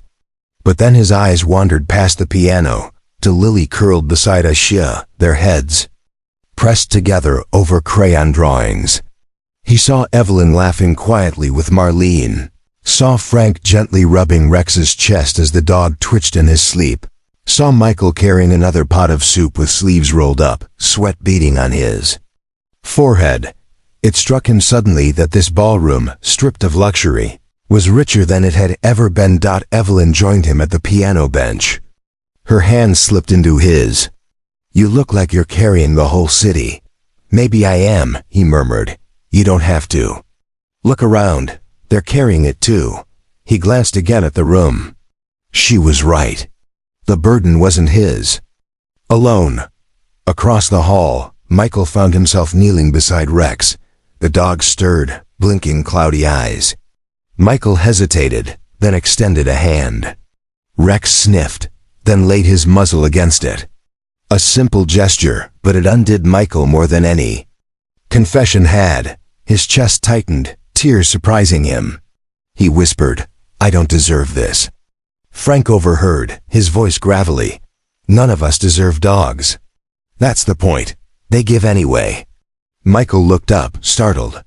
Frank's expression was unreadable, but his hand rested steady on Rex's flank. It wasn't absolution, but it wasn't rejection either. Later, when volunteers dimmed the chandeliers and voices hushed, Marlene rose to speak. No cameras, no microphones, just her voice carrying across the ballroom. "I've slept outside this building. I've watched people step over me like trash. Tonight, I walked through the same doors, and nobody told me to leave. That's not charity. That's humanity. Let's not lose it tomorrow." Applause rose, quiet but sustained. Evelyn wiped her eyes. Even David clapped, slowly, reverently. Aisha tugged at Lily's sleeve. "Do you think it'll really change?" Lily thought a long moment. She touched Rex's tag, still clutched in her palm. "It has to," she whispered. As the night deepened, people drifted into sleep. Only a few remained awake, Frank keeping watch like he had on distant battlefields, Michael pacing, David staring out the tall windows. Outside, the city lights glimmered, restless. But here in the ballroom, a fragile stillness held. Close to dawn, Rex stirred again. He rose stiffly, padded to the center of the room, and barked once, sharp enough to wake several sleepers. Startled. Murmurs rippled, then laughter. Somehow the dog's bark carried more authority than speeches or court orders. It was a call, a reminder. People sat up, smiling through exhaustion. Children clapped. Even the most cynical among them felt something loosen in their chests. David stood, placing a hand on Michael's shoulder. "You'll help us rebuild differently?" Michael nodded, voice rough. "If you'll let me. If they'll let me." Evelyn joined them, her gaze steady. "It starts here, with us, with this room." Frank grinned, rubbing Rex's ear. "Hell, with him." Marlene lifted her scarf, smiling for the first time in years without shame. Then let's follow the dog. A wave of soft laughter spread. Ridiculous maybe, but true. The sun crept higher, spilling gold through tall windows. Its light touched every face, every cot, every scar. The chandeliers gleamed, not as symbols of wealth, but as stars above a makeshift community. And at the center, Rex lay down again, tail thumping once as if in approval. The storm outside was far from over. Lawsuits still loomed, hate still festered. In corners of the city, power still plotted its defense. But here, among the once divided, something irreversible had begun. A bridge had formed, not of marble or glass, but of hands of stories. Of one tired old dog reminding them all what loyalty looked like. For the first time, David believed this fight could be won. Not by him alone, not by money or speeches, but by the fragile, stubborn humanity gathered in this ballroom. And as dawn claimed the city, the grand toil no longer belonged to the privileged. It belonged to everyone who dared to walk through its doors. The city did not rest. For all the candles and laughter in the ballroom, for all the sketches spread across the carpet by children, something darker stirred beyond those walls. By the second morning, headlines shifted tone. What had begun as outrage now bent under the weight of counter-narratives. Certain news outlets plastered David's photo beside captions like, "Shareholder or showman? Is this about justice or power?" Anonymous sources whispered about hidden motives, suggesting his speech had been less about humanity and more about consolidating control. Clips of Lily at the barricades were spliced with ominous music, framed as child exploitation. The narrative was turning, weaponized by hands unseen. The board had not been idle. In their tower, they met with crisis consultants, PR tacticians, and lawyers sharp enough to cut marble. "We strike back," the chairwoman declared. "We bury him under the same public opinion he thinks protects him." Documents were leaked, snippets of board meetings, financial charts, cherry-picked emails to make David appear hypocritical. One headline screamed, "Morgan profited from VIP-only suites for years." The irony stung like salt in a wound. In the ballroom, David scrolled through his phone, jaw clenched. Evelyn read over his shoulder, fury rising. "They're twisting it," she hissed. "They're making you the villain." "I knew they would," David said. His voice was calm, but weary, a man preparing for another storm. Lily looked up from her drawings, confused. "Why are they mad at you, Daddy? You told the truth." He bent, kissed her forehead. "Because the truth scares people who built their lives on lies." Meanwhile, outside the hotel, the crowd fractured. Some still chanted his name, waving signs of support. Others wavered, unsure what to believe. Counter-protesters grew louder, emboldened by the new headlines. Their slogans rang sharper now: "Stop the stunt. Children are not props. Business, not politics." Frank felt the shift like cold wind in his bones. He sat on the steps with Rex's head in his lap, listening. The anger on both sides reminded him too much of places where shouts became gunfire. He muttered to Rex, "It's happening again, buddy. Truth always costs more than anyone's ready to pay." Marlene too felt the tremor. She had spoken the night before with conviction, but now strangers online called her a grifter, a plant, a liar exploiting her sob story. She read comments that claimed she wasn't really homeless, that she was just an actress. The cruelty of it almost undid her. She closed her eyes, clutching the thermos as if it were proof she still existed. Aisha faced her own trial. At school, classmates shoved her notebook off her desk, pages scattering. "Fame girl," one sneered. "Bet you just want attention." She gathered the papers silently, holding back tears, until Mia knelt beside her and whispered, "I saw you last night. You were brave." That word, brave, patched her enough to keep going. Michael, restless, searched for a way to do more than ladle soup. He'd spent the day fielding insults, reporters cornering him with questions about corporate culture. He answered none. Instead, he sat with volunteers, stacking donated blankets, listening to stories. A man who had been evicted after missing rent by one day. A teenager kicked out of school for fighting after being bullied. Michael realized the policies he had once enforced at the hotel were part of a larger sickness rules designed not to protect but to exclude. It hit him like a revelation. The lobby wasn't the problem. It was a mirror of everything outside. That evening, the ballroom filled again, not just with protesters, but with journalists, community leaders, even a few clergy. Someone had organized a town hall without permission. Folding chairs were arranged. A microphone crackled at the front. David hadn't planned to speak, but the eyes of the room pushed him forward. He stood at the mic, scanning the faces. Frank and Rex, Marlene clutching her scarf, Aisha holding her notebook, Evelyn steady at his side, Lily with her small determined chin, Michael standing awkwardly in back. "I know what they're saying about me," David began. "That I profited from what I now condemn, that I used my daughter as a symbol, that I want power, not change." He paused, breath heavy. "And they're right about some of it. I did profit. I did look away when policies hurt people. I believed silence was easier, but then my daughter was the one shut out. And silence was no longer possible." Murmurs rippled. He raised his voice. "This fight isn't about me. It's about you, about all of us. They'll try to discredit me. Fine, let them. But they cannot discredit the truth. No child should be turned away. No veteran discarded. No mother left outside. No dog that served forgotten. If you want to stand, don't stand for me. Stand for them." Applause thundered, echoing off the chandeliers. But even as the sound rose, cameras captured every second, and the chairwoman's lawyers sharpened their knives. The city was no longer at a crossroads.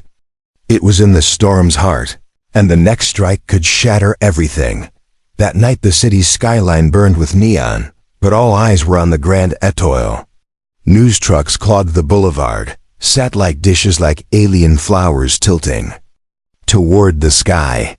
Inside the board's glass tower uptown, the chairwoman and her advisors plotted their counterstrike. "They want symbols?" She sneered. "Then we'll show them symbols burn." On her desk lay a dossier, thick as a book.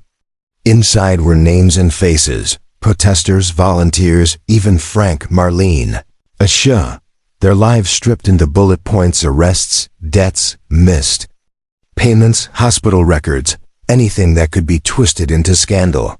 "Leak them," she ordered. "Let the world see who these people really are." The following morning, the smear began. Newspapers splashed headlines. "Homeless woman has criminal record. Veteran arrested in bar fight years ago. Mother of pool girl once sued for debt." Screens filled with words meant to shrink people into caricatures, to turn lived struggle into ammunition. Marlene saw her own name trending beside the word fraud. Her knees buckled, the scarf slipped from her head. Volunteers tried to comfort her, but shame clamped her throat. "They'll never see me as more than a failure," she whispered. Frank read his article twice, then crumpled it in his fist. "A bar fight?" he muttered. "I've faced mortar shells, and this is what they dig up." His voice shook with rage, but deeper still with fear that the country he bled for would once again decide he was disposable. Even Aisha felt the sting. Classmates shoved phones in her face, screens flashing with cruel headlines about her. Mother's debts. She ran from the building, tears blurring the sidewalk, notebook clutched like a shield. Inside the hotel, Evelyn wept at the sight of her name on the news. She had never hidden the lawsuit years ago, a medical bill unpaid when Lily was a baby. Now it was painted as proof of unfitness, of opportunism. She turned to David. "They're not just coming for us, they're coming for everyone."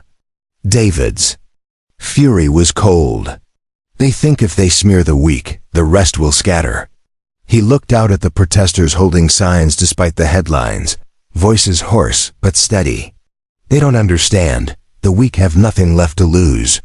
But The board's tactics didn't stop with headlines. By afternoon, city inspectors arrived, citing fire code violations. Police blocked entrances, claiming safety concerns. Rumors flew of injunctions to shut the protests down. Barricades grew tighter, the ballroom suddenly feeling more like a trap than a refuge. It was then that the unthinkable happened. Rex collapsed. One moment he was padding across the ballroom carpet, tail thumping as children reached to pet him. The next his legs gave out, body thudding against the floor. Gasps erupted. Frank was on his knees instantly, cradling the dog's head. "Breathe, soldier. Come on, breathe." Children cried, voices shrill in the cavernous room. Volunteers scrambled for water, blankets. A doctor in the crowd knelt, checking Rex's chest. "His heart," she murmured. "It's failing." The panic spread fast, threatening to dissolve the fragile unity that had formed. For Rex was no longer just a dog. He was their symbol, their bridge. If he fell, what else would crumble? David rushed forward, kneeling beside Frank. "There's a vet 2 blocks down," he said. "We'll carry him." Frank shook his head. "They'll never let us through the barricades." Michael stepped forward, surprising even himself. "Then I'll go with you. They'll listen to me." Evelyn looked around the room, at children sobbing, at adults wringing hands. She lifted her chin. "We'll make them listen, all of us." And so it began, a procession. Frank carried Rex in his arms, the dog's chest rising shallow but steady. David and Evelyn flanked him, Lily and Ophicia clutching each other's hands. Marlene walked ahead, scarf lifted like a banner. Michael led at the front, his voice steady. As he shouted, "Make way!" the crowd outside turned, stunned. Cameras pivoted. Police lowered batons, uncertain. Protesters parted instinctively, as if sensing the gravity of the moment. The barricade loomed, steel and authority. Michael stepped to the line. His voice rang out, louder than he believed possible. "This dog served your country. He saved lives. He will not die on a marble floor because of your paperwork." The officer hesitated. He saw Frank's uniform cap, the medals pinned to his bag. He saw the small girls, tear-streaked but fierce.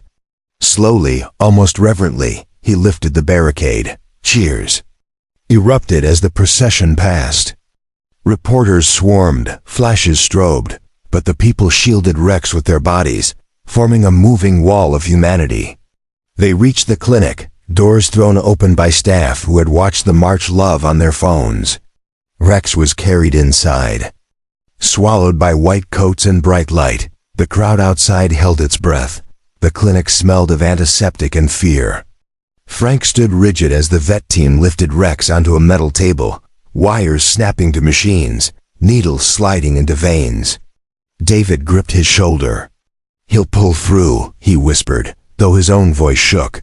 The waiting room overflowed. Protesters, journalists, strangers who had marched behind them, now hushed, united not by chance but by hope. Children pressed their faces to the glass, watching the dog that had become their symbol fight for breath. Minutes stretched like hours. Evelyn sat with Lily and Aisha clutched against her sides, their small hands sticky with tears. Marlene paced, scarf clenched in her fists. Michael stood alone, staring at the floor as if trying to will the dog to survive, muttering under his breath, "You can't go, not yet. Not now." At last the vet emerged, peeling off gloves. The room froze. "He's stable," she said. Relief erupted, sobs breaking into applause. "But he's old, and his heart is weak. He needs rest. Care. No more battles." Frank sagged against the wall, tears wetting the lines of his face. "Rest," he murmured. "He's earned that 100 times over." He pressed his forehead to Rex's, whispering something only the dog could hear. Rex's tail thumped once, faint but steady. News of Rex's collapse and recovery spread instantly. Within the hour, headlines screamed, "City March to Save Hero Dog. Rally for Rex becomes Movement for justice. What the board had tried to fracture with smears, Rex had mended with frailty. For if even a worn-out shepherd deserved dignity, how could anyone else be denied? But the board was not finished. That night, a whistleblower leak shook the city. Anonymous files appeared online, internal memos from the Grand Etoile chain, outlining deliberate strategies, VIP tiers designed to limit minority access, discretionary policies to discourage low-income clientele. The words were undeniable: cold, corporate racism laid bare. Screens lit up across the city. Anchors stammered, commentators scrambled, hashtags ignited, #exclusion exposed. In the ballroom, David read the memos aloud to a hushed crowd. His voice cracked but carried. This is the truth they buried. It was never about safety, never about luxury. It was about keeping people out. Gasps, curses, tears. Marlene covered her mouth, trembling. Asha buried her face in Lily's shoulder. Frank muttered, "Knew it, always knew it." Michael staggered back, pale.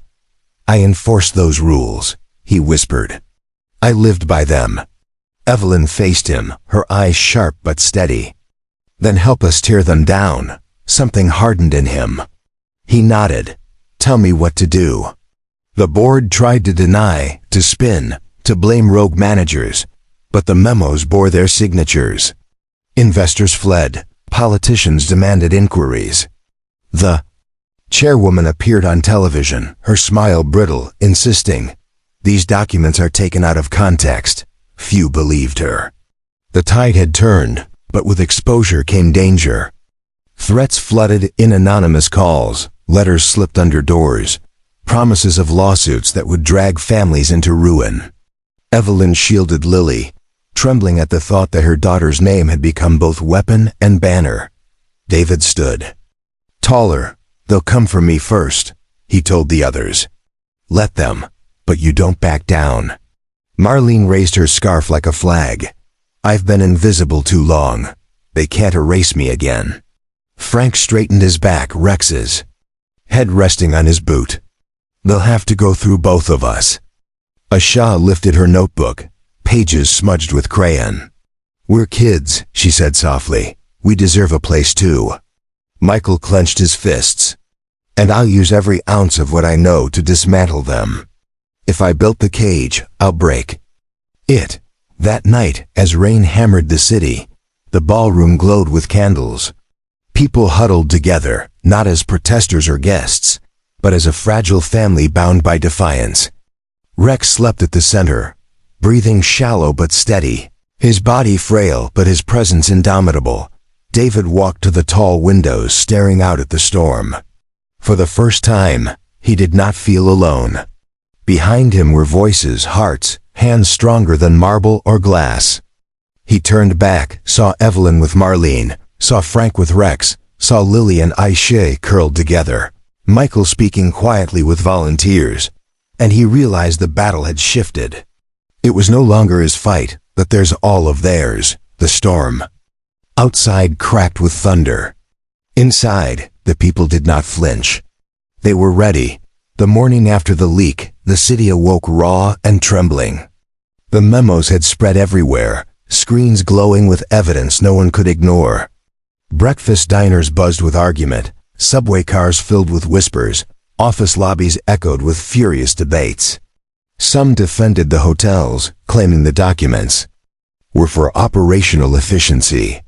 Most could not look away from the blunt words: discourage minority access, maximize exclusivity. The sickness was undeniable. Outside the Grand Etoile, the protest no longer looked like a crowd, but like a living city of its own. Tents rose along the sidewalk, kitchens formed out of soup pots and borrowed burners. Students painted banners in bright spray paint, veterans polished medals and pinned them to jackets. Parents held children on their shoulders. What had started as outrage over a pool had swelled into something larger, a demand that the city itself reckon with the quiet, polished cruelty hidden in its walls. David stood at the steps again, his voice hoarse from sleepless nights. Reporters swarmed, microphones like weapons. "Mr. Morgan, are you still on the board?" one demanded. "Will you resign?" another shouted. David met their gaze, steady. "I will not resign. I will not abandon this fight. If I have to stand alone, I will," but he did not stand alone. Frank rose beside him, Rex leaning on his leg, the medals on his duffel catching the pale light. "You're not alone," Frank said. His voice carried further than microphones. Murmurs rippled through the crowd. Then Marlene stepped forward, scarf pulled tight, thermos raised like a chalice. "You're not alone," she echoed, her voice rough but strong. Ashisha darted past her mother, notebook clutched high, child's handwriting blazing. "We are kids." Laughter and cheers broke through the tension, a wave rolling outward. For a moment, it felt as if the city itself had chosen sides.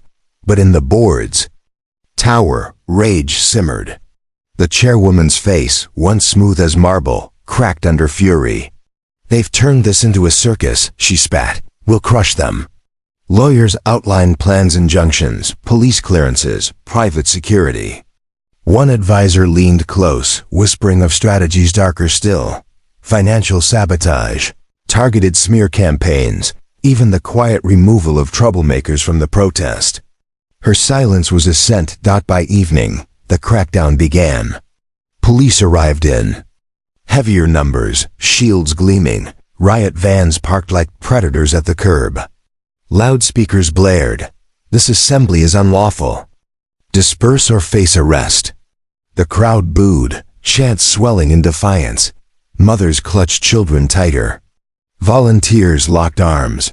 David pushed forward, shouting above the chaos.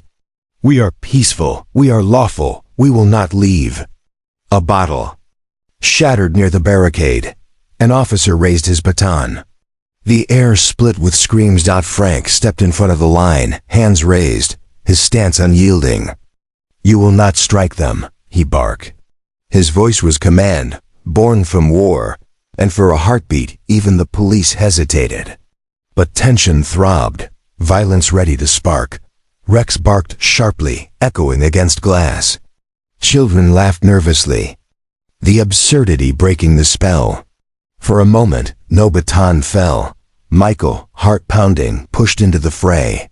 He climbed the barricade, tore the megaphone from an officer's hand, and shouted, "I was the one who enforced their rules. I was the one who turned children away. If you want someone to blame, take me." His voice cracked raw. The crowd roared not in hatred, but in release. For the first time, he had made himself the target, not them. The police line wavered. Commanders barked orders. But the officers, younger, weary, eyes wide at the children clinging to parents, many lowered their batons. Some even stepped back. The chairwoman watched from her tower on live feed, eyes narrowing. "Then we escalate," she hissed. And as night fell, rumors spread through the protest. Arrests planned at dawn. Bank accounts frozen. Children threatened with child services. Fear rippled. For the first time, cracks showed in the unity. Some packed tents, slipping into shadows. Others stayed, voices louder to disguise their terror. In the ballroom, the core gathered. David, Evelyn, Lily, Frank, Marlene, Asha, Michael. Rex lay at their feet, chest rising steady. The candles flickered. "They'll break us tomorrow," Marlene whispered. "They'll try," David said. His jaw was iron, but his eyes were weary. "But we've come too far to scatter now." Lily pressed closer to Rex, whispering into his ear as if the old dog could carry secrets to heaven. "Don't let them win." The night stretched heavy. With silence, the city poised at the edge of something irreversible. Dawn broke not with sunlight, but with sirens. The boulevard outside the Grand Etoile shimmered under the blue-red strobe of police vans, their engines idling like beasts before. A charge. Loudspeakers barked warnings. "Disperse immediately." This is your final notice. The protesters did not move. They tightened their lines, linked arms, raised signs. Mothers stood in front of children. Veterans straightened their backs, medals flashing. Students drummed on buckets, rhythms defiant. Inside the ballroom, David gathered the core. His voice was low but fierce. They're going to clear us. We have to decide, do we stand and risk arrest, or do we leave with our message intact? Marlene shook her head. If we leave, they win. They'll say we were weak. Frank grunted, Rex leaning against his knee. I've faced worse lines than this. If I have to be dragged out, so be it. But I won't run. Aisha clutched her notebook, trembling. They'll take me from my mom? Her mother knelt, cupping her face. Not if we hold together. Michael paced, fists clenched. This is my fault. I'll step forward, take the heat. Maybe they'll leave the rest. No, Evelyn said firmly. Her eyes burned, fierce with a mother's fire. They'll crush you, and then come for us anyway. We stand as one or not at all. The decision was made. They moved as a group, spilling out onto the marble steps where the protest pulsed. The police line advanced. Shields up. Batons raised. David climbed the steps, lifting his arms. We are unarmed. We are peaceful. We demand dignity, not war. An officer barked an order. The line surged. Chaos exploded. Shouts, screams, the clash of wood against metal. Protesters stumbled, some dragged by their arms. Signs splintered. Children wailed. Cameras flashed. The world watching every second. Frank pushed forward, Rex barking at his side. Hold your ground. He roared. A baton swung toward him, but he caught it with a veteran's grip, glaring into the young officer's eyes. I fought for your freedom, he growled. You'll not take mine. The officer faltered, baton shaking, then lowered it. Marlene found herself shielding a stranger's child, pulling the girl into her scarf as debris flew. For years she had been treated as less than human. Now instinct made her more than herself. Ashe dropped her notebook in the crush. She dove for it, panic clawing her chest. A boot nearly crushed the pages, but Lily's small hands snatched them up, pulling her friend to her feet. I've got you, Lily whispered. Their eyes locked, fear and bravery tangled together. Michael did what he had sworn. He climbed onto the barricade, arms spread wide. I was the one. He shouted again, voice cracking over the chaos. Blame me. Take me, not them. For a second, he was the lightning rod, batons shifting toward him. But the crowd surged, pulling him back, unwilling to sacrifice even him. Evelyn clung to Lily, shielding her with her body. Tears streaked her face, but her spine held. She had feared the world outside her safe walls. Now she stood in its center, refusing to bend. And David faced the commander, eyes locked.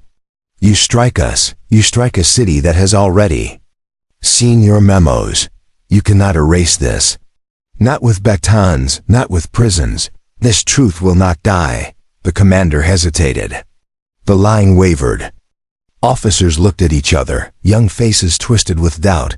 Then above the din, a bark, loud, sharp. Rex, frail but unbroken, staggered forward, chest heaving. He barked again, the sound cutting through riot and rage. Heads turned. The absurdity of it, an old dog defying a wall of armor stripped the moment bare. Laughter broke through screams, nervous at first, then reeled out. An officer lowered his shield, another dropped his baton. The line fractured. Cheers erupted. Protesters surged forward, not in violence but in relief, in joy. Children lifted Rex onto a blanket, carrying him like a king. Frank followed, tears streaming freely. The confrontation dissolved not by strategy or speech, but by the stubborn voice of a dog who refused to be silenced. The cameras caught it all. By midday, the world had seen the image, Rex, lifted high above. A sea of faces, tongue lolling, tail thumping, weak but proud. The caption wrote itself, loyalty wins, but the board was not finished. Watching from their tower, the chairwoman slammed her fist onto glass. If they won't disperse by force, then we destroy them another way. Somewhere in the city, darker plans were already in motion. The day dragged on like a fever. The images of Rex carried above the crowd spread faster than fire, but so did the board's counterattack. Anonymous accounts flooded social media, branding the protesters as anarchists, criminals, parasites. Flyers were slipped under doors in wealthy neighborhoods, warning that lawlessness was spilling into the city.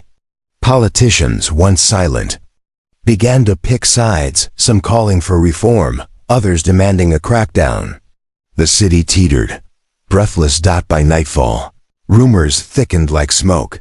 The police were preparing a second sweep, harsher this time, backed by court orders. Volunteers whispered about buses waiting to carry away the arrested. Fear pressed in, tighter than barricades. Inside the ballroom, tension cracked. Parents argued whether to leave with their children. Students debated whether to resist or flee.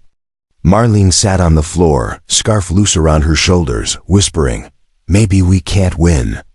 Maybe they're too strong." Frank slammed his fist against the marble.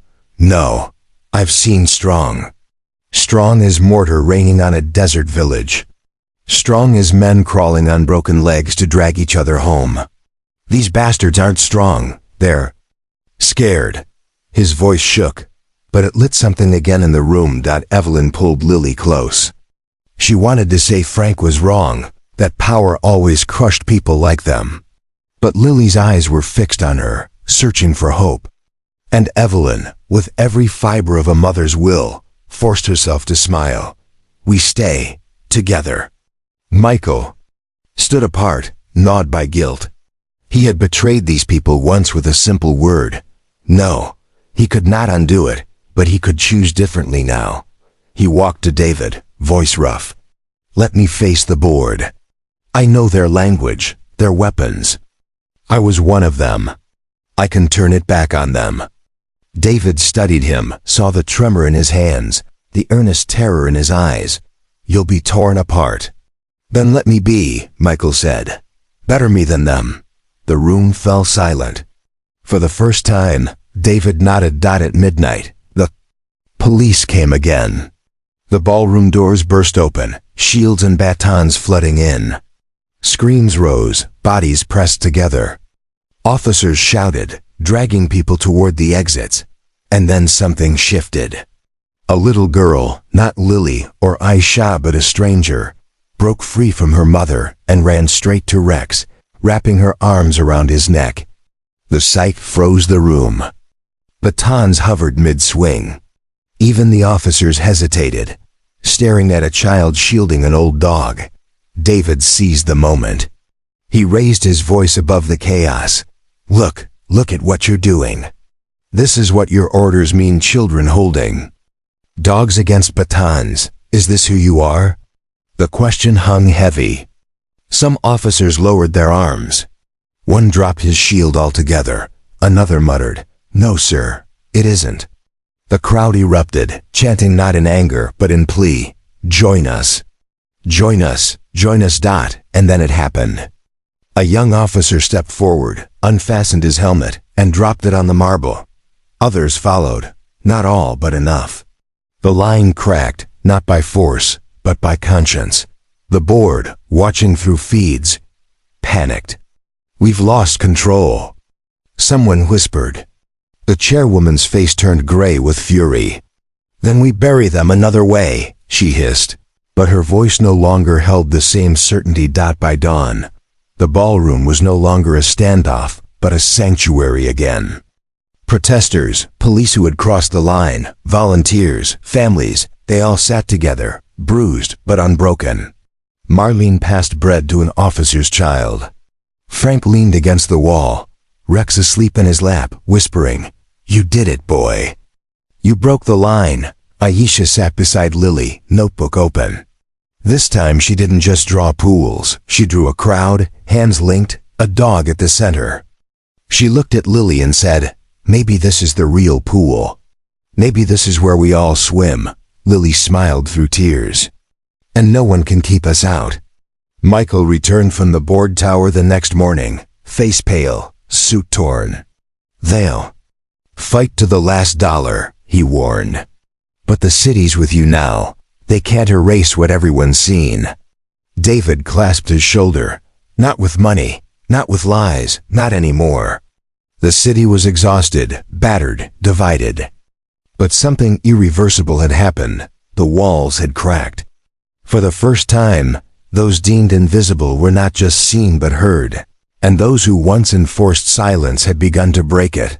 And at the center, Rex stirred, thumped his tail, and lifted his muzzle toward the rising sun. A tired old dog, breathing hope into a city that had nearly forgotten how. The city awoke to a new silence, the kind that follows storms. Streets still bore the scars, wax hardened on pavement, shattered. Placards in gutters, the faint echo of chants in the air, but something had shifted. Newspapers no longer led with the board's denials, but with images that no spin could undo. A child clutching Rex under the threat of batons, police lowering their shields, and David Morgan standing with arms spread, defying power with nothing. But words. The board fractured overnight. Several members resigned quietly, hoping to slip into anonymity. Others clung to their positions, demanding inquiries and counter-inquiries, but their words rang hollow against leaked memos and live images replayed endlessly. The chairwoman tried one last gambit, appearing on morning television with polished hair and perfect diction, insisting, this was never about race. This was about order. But even the host, usually deferential, pressed, then why were minority families singled out in your memos? The silence that followed was her undoing. By afternoon, she too resigned. In the ballroom, news reached the protesters like a slow wave. First whispers, then gasps, then cheers that rattled the chandeliers. People wept, embraced, laughed through their exhaustion. For the first time, victory didn't feel like a dream, but like breath itself. Frank sat on the floor with Rex sprawled against his boots. He scratched the old dog's ears, whispering, "You outlived them, buddy. You did it." His eyes glistened as though decades of being unseen had finally cracked open. Marlene leaned against a column, scarf slipping back, tears streaking her weathered face. A volunteer pressed a microphone into her hand. She blinked, hesitant. "I don't know speeches," she murmured. "Just talk." Evelyn urged. So Marlene spoke. Her voice trembled at first, then steadied. "I've lived on sidewalks. I've been ignored, spit on, passed by. They called me invisible, but not tonight. Tonight, I walked through the front doors of the Grand Etoile, and no one told me to leave. That's not just a victory for me. That's for anyone who's been told they don't belong." The applause that followed shook her to her knees. She smiled through tears, clutching her scarf like a flag. Aisha climbed onto a chair, notebook in hand. "I want to show you my pool," she said, holding up her drawings. "This is where we all get to swim, everyone, even the dog." Laughter rippled, but eyes were wet. The innocence of crayons had somehow said what speeches could not. Michael took his turn too. He stood before the crowd, pale but resolute. "I was part of the machine that did this. I enforced rules without seeing people. I can't undo that. But I can promise you this, I will never be that man again.